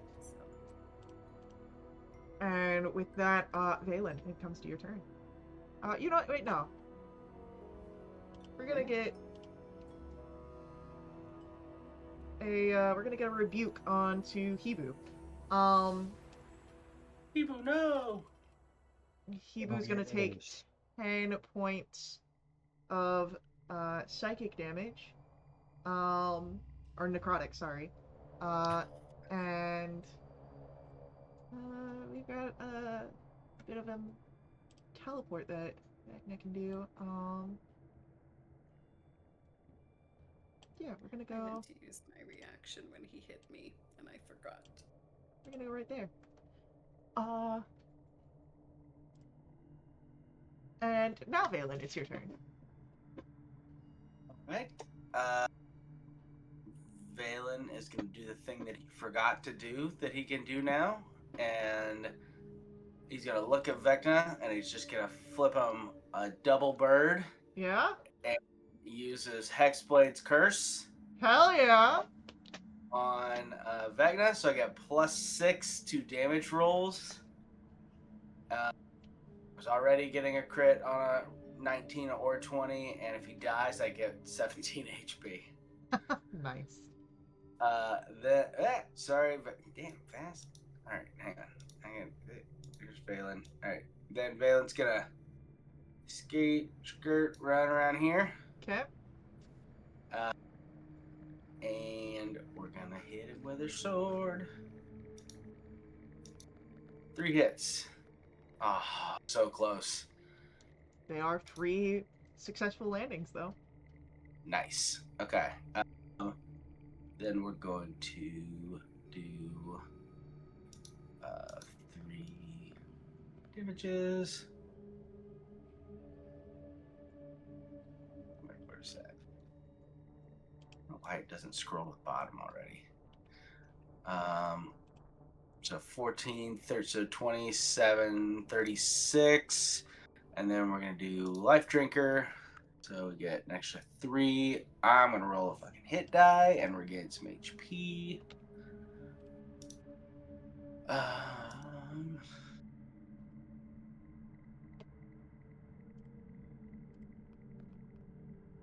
So I gain 11 HP back. Woohoo! Woohoo, indeed. And then we're going to slap some extra stank on it with a... just throw a second level smite. We're gonna get a reaction here for the Fell counter spell. And since that is a second level spell that you're doing, just automatically fails. And you'll be taking 6 points of psychic damage. Lame. But at least he burned a reaction. Reactions Okay. down. And then, now that you've burned your reaction, I'm going to use my other action Yeah? to hit one more time. Yeah, go for it. Actually, that's it. Hit me, baby, one more time. 25 Mm-hmm.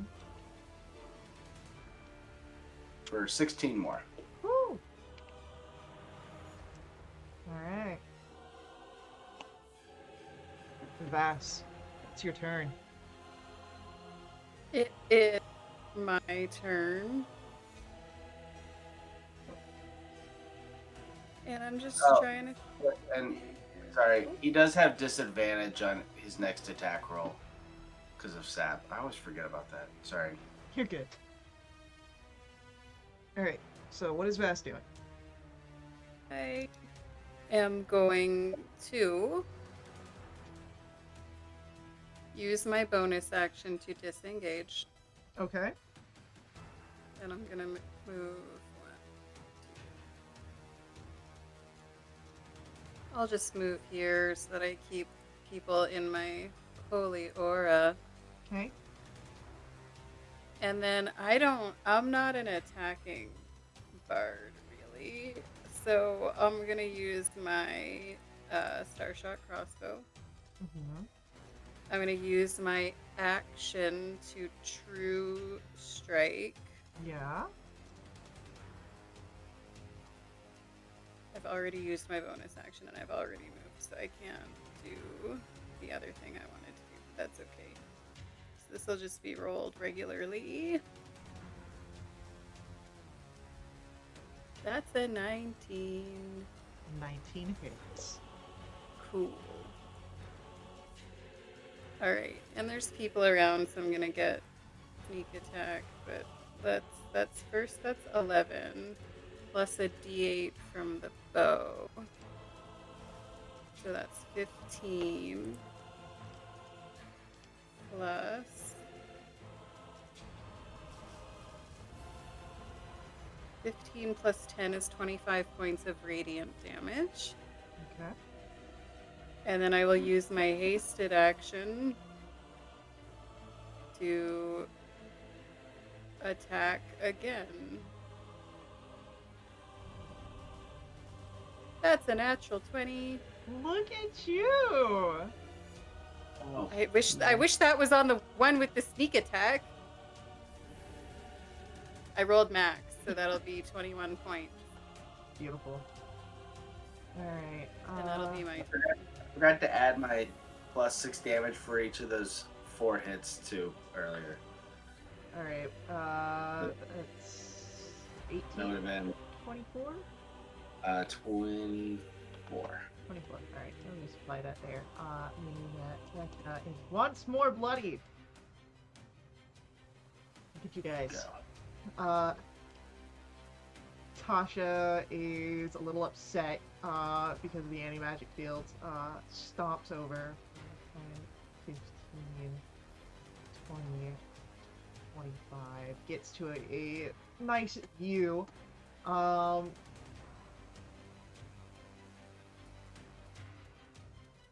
you know what? Screw it. Just gonna try.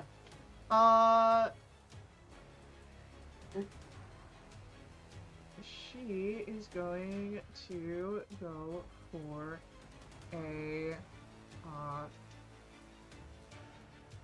she makes the motion from her spell book of drawing back and going for a whip, as she strikes at Vecna, who needs to make an intelligence saving throw.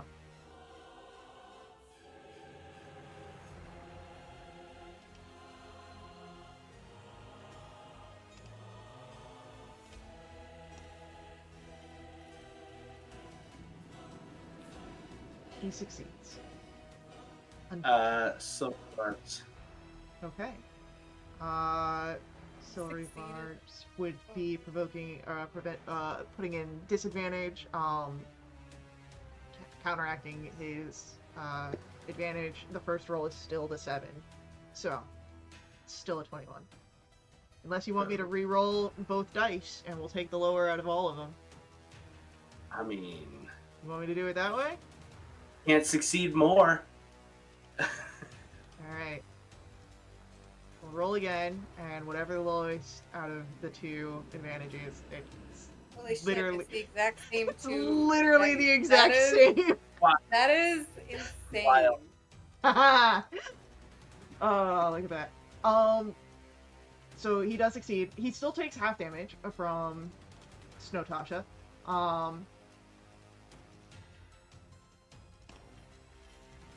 Which will be 26, 13. He takes 13 damage.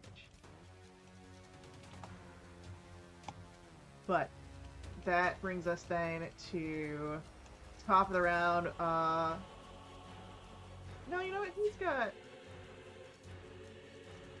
He's still got another reaction. Yeah, he's going to do this reaction here.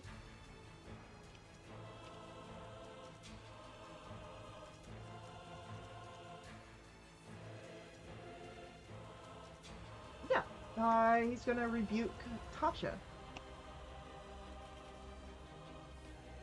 Tasha's gonna take 12 points of damage. And Vecna teleports again.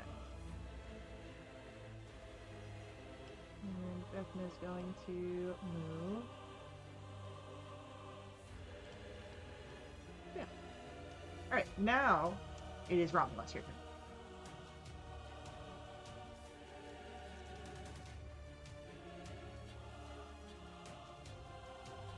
Guys, should I just, divine smite him again, or should I just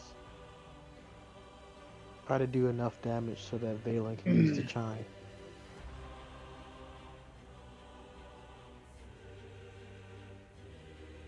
But I don't know if Fast knows this, but above table, he's a lich, right? So, like, if we kill him outright, we don't know where his phylactery is, so, like, won't he just come back?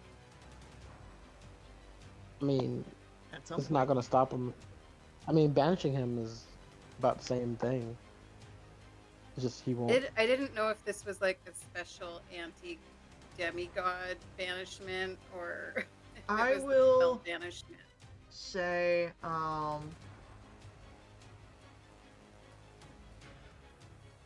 if you have a passive arcana of 16 or higher. I got a 23. Okay. I'll have it. The you don't know too much about archliches. Liches, they'll body reforms, while the phylactery is there. How close or how far from the point of origin of death or from the phylactery can vary with Vecna being an archlich.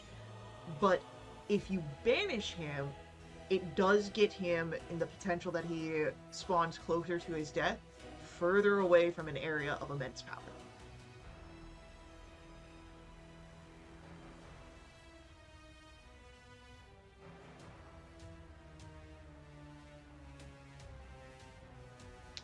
So, killing banishment, it is still a biding time, but it's how close do you want him to reform to power potentially?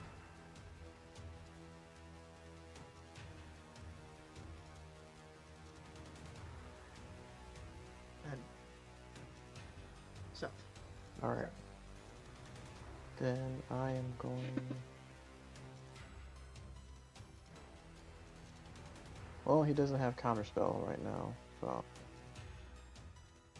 I am going to cast Spellfire Storm.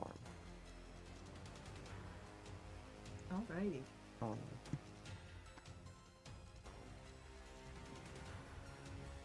uh,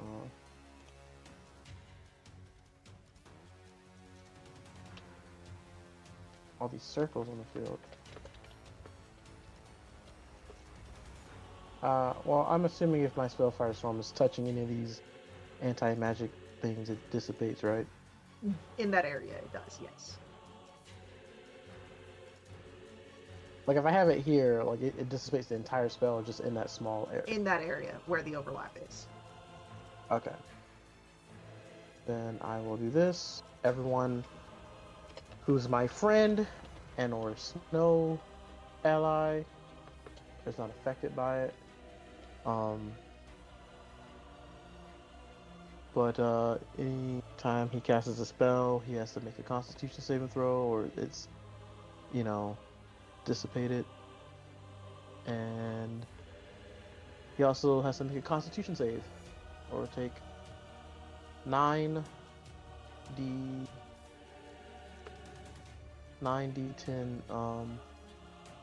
radiant damage. Alright. Does that happen all on his turn or Well, it only happens like once a round, so Okay. like he can't be unless he like ends his turn or re-enters it. Okay. Cool. So does he's it only be affected once. does it happen at the start of his turn or upon the spells? That's what I need to know right now. Okay, hold on. Creature summons to save when it enters the spell. Appears. Okay, when it appears, yeah, it makes the Constitution saving throw. Alright, great. Cool. Alright, con save, he's got advantage. Do. That's a 26. 26. And I think Balin you already used your thing, right? Oh wait, can I do the straight? Ah damn, he already rolled. Don't make it a straight roll. Never can remember that thing. Restore balance crap.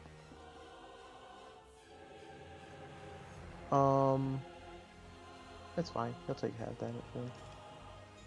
Half damage is still good. It's better than no damage. And I guess I'm not trying to kill him right now.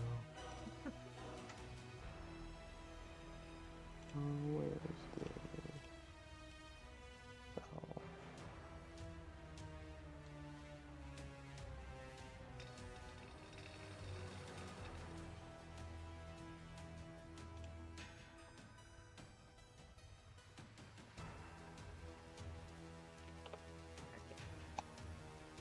Lovely, lovely, lovely.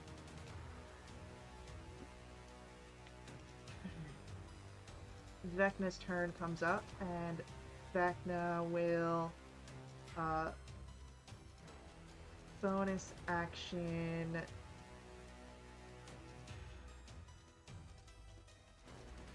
teleport and teleports next to Hugh.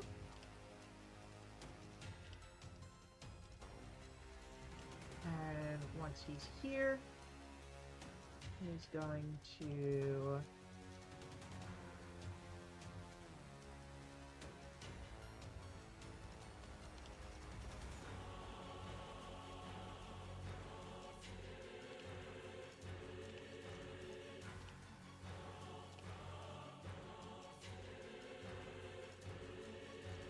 Hmm. yeah, we're gonna get a lightning bolt through Valen and Romulus.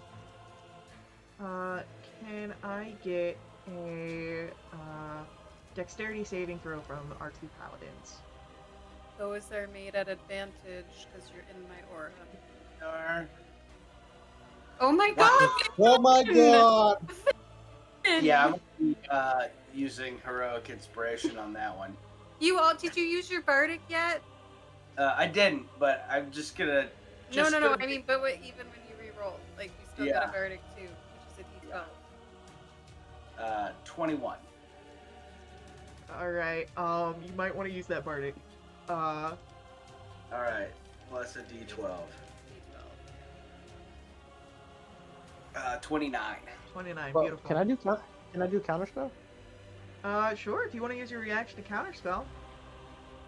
Yeah. And so, Get a chance to use the whatchamacallit. and that's a concentration, if I remember correctly, Mm-hmm. and it's against your spell save DC, which Yes. is what? 22. 22.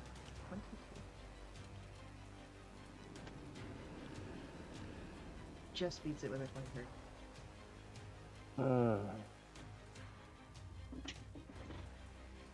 Alright. I need that dexterity save, Romulus.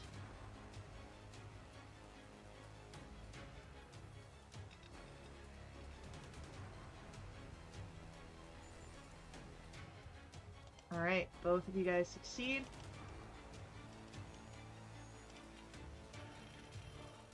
That will be 24 points of lightning damage, but you guys take half.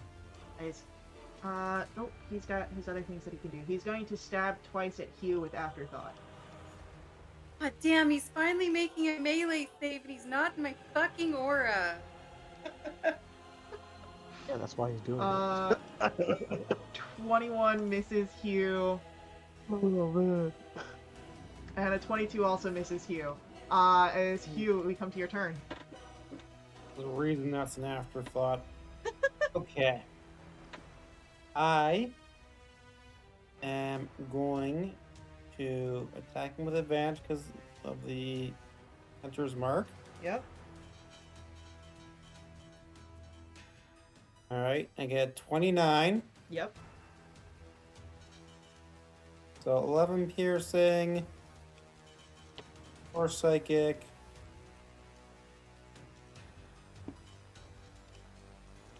7 force,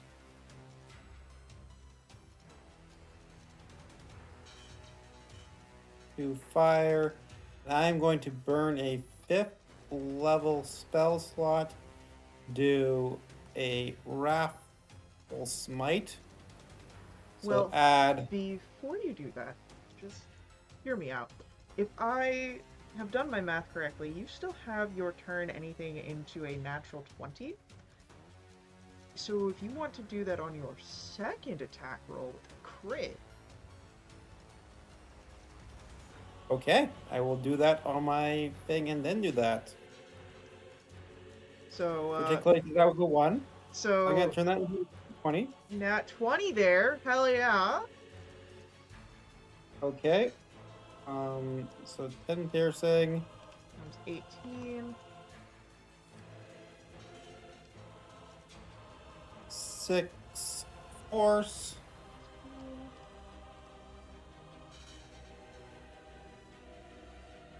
8 plus 12, 20 fire. Beautiful. And now, a 5th level Wrathful Smite.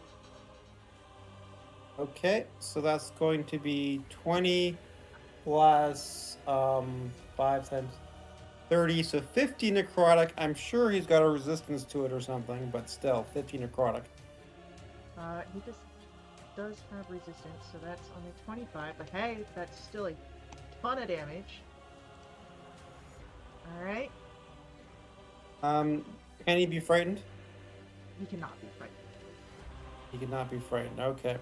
Let's see if I can finish him off. Back again. Another crit.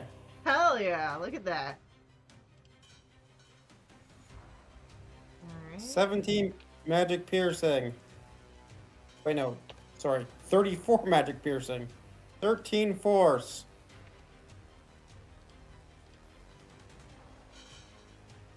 Holy shit, look at that. 24 fire. Look at that. Alright. And I believe that's it for Hugh. Yes. I have done Hibu. everything I can. It's Hibu's turn. So what's this yellow thing here? The Don't worry about it. Spellfire. It's not effective. Yeah. Okay. Hibu is going to charge Vecna. Hell yeah. Hibu attacks twice on Vecna. Woohoo!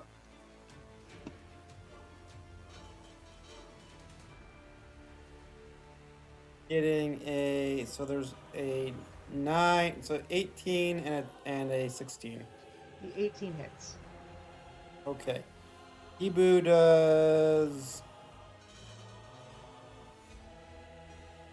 6 plus 7, 13 force damage, and please tell me he kills him, because that would have been so fucking cool.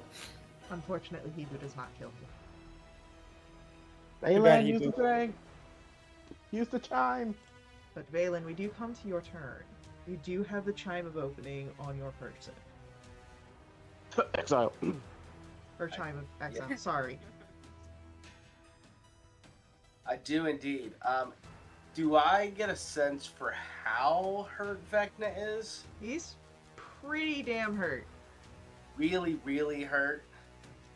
Maybe only really hurt. Maybe not really, really hurt. You may want to perhaps use a hasted action before a main action. Yeah, can I... Actually, because... Can I use my... Can I ready my hasted action? Can I hasted action ready the chime for if it looks like he's dropping below 50 HP? Haste is specific in what it can do. Let's see. I think it's utilize an item. So you can attack with only one attack, dash, disengage, hide, or utilize. But utilize does not affect magic items. Magic items are a magic action. Okay. In that case, I will hasted action cast Eldritch Blast. That's technically a magic action, but I'll let it roll. This is the final fight. Oh yeah. Okay. Cool. So that's 3 beams. Should be 4, ain't it? Oh yeah. Yeah. 4.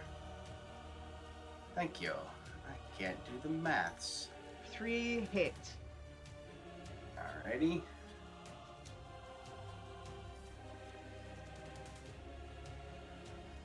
Alright. So that is, yeah. Now Very he's much looking do. really, really bad. Perfect. I'm gonna use the Chime of Exile. Alright. So as Oh. the chime rings out, there is the explosion of that green light. It echoes off the shattered crystal. It drowns out the psychic hum, and Vecna clutches his head. There's an agonized scream as something snaps within him, and he falls limp to the ground. And all of a sudden, there is silence. Time almost seems to stop, if not for the heaving of your breaths. And you watch as Vecna's body begins to turn into this inky void, the realm around you beginning to shake and shatter, more cracks up the walls. And then everything explodes outward. You find yourselves thrust out of pandemonium, out of Pandesmos, into a black expanse. And when you come to yourself moments later, you are drifting in a sea of stars. There is no link to Vecna anymore. That fades away. But you do still have a rod, which can link you back to the sanctum in Sigil. And you are welcomed with Illustrial and Tasha, and we move to a few days past your return, as a massive feast has been called into creation for you all. This celebration of your heroics, of saving the multiverse. Now, not everyone comes bearing their praises. It's mostly the people that care about you and that you care about. So you have a moment here for whatever you'd like to see during this celebration.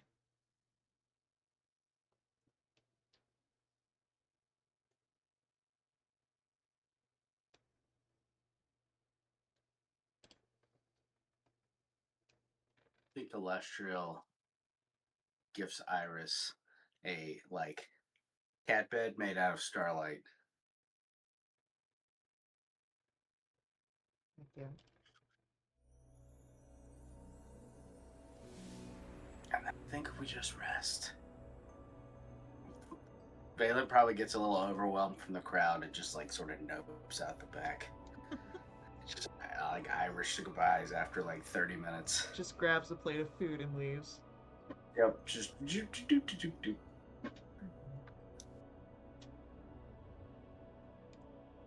I think Vass would like to put on a performance at whatever celebration is happening. And he would like his family to be there, his parents, Ignatius and Celosia, and his brother Kieran, aka Key, and Val. And then he's also going to invite the Afriti woman that made his charred viol. And he's essentially going to do his own version of Bloody Valentine during this performance and be making eye contact with her. Oh, she's picking up what you're throwing down.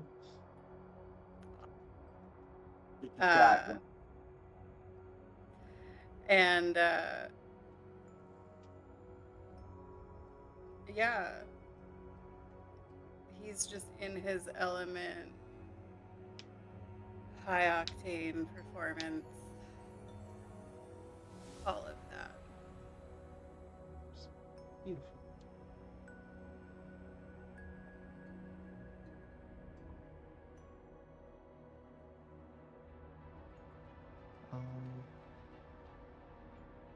Mine would probably take place a little bit after everyone's everything's the party's calmed down a bit. So Valen's left it completely, the party. Man, he probably came back when Vass was putting on his show. Valen's just if kind you of hanging out at a barbecue, Valen's on the inside behind the sliding glass door there, but separate. He's definitely taking the hide action frequently. Is anything he want to do before? Because mine was gonna be more Go indie. for it. No, I was asking if you had anything you wanted to do before the party or during the party.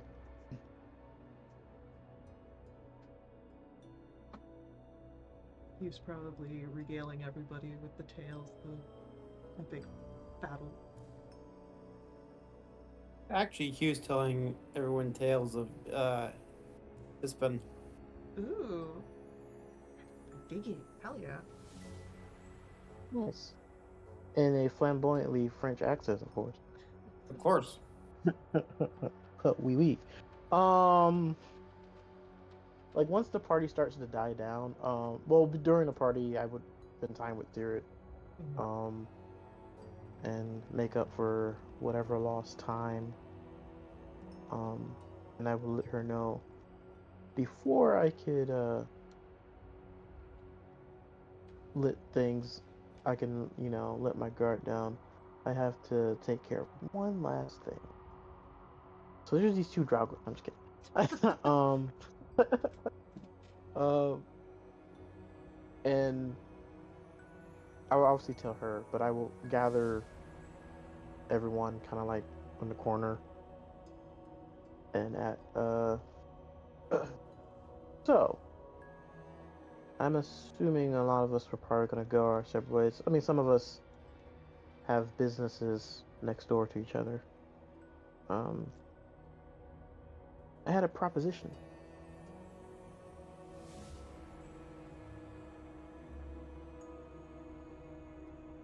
I feel like we have one last thing we need to clean up.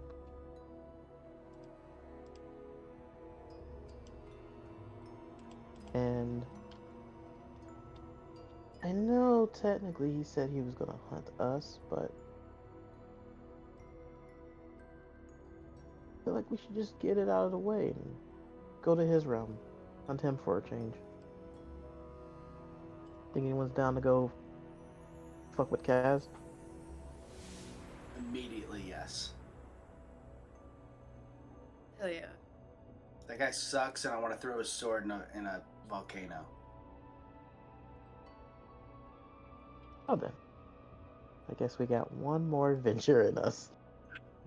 I was going to go on a quest to distribute my magic items in various locations with cryptic hints for people to find them in the future.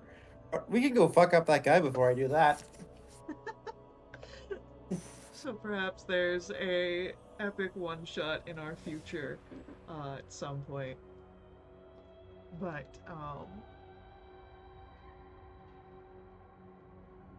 that's gonna be the end of this story. Thank you guys.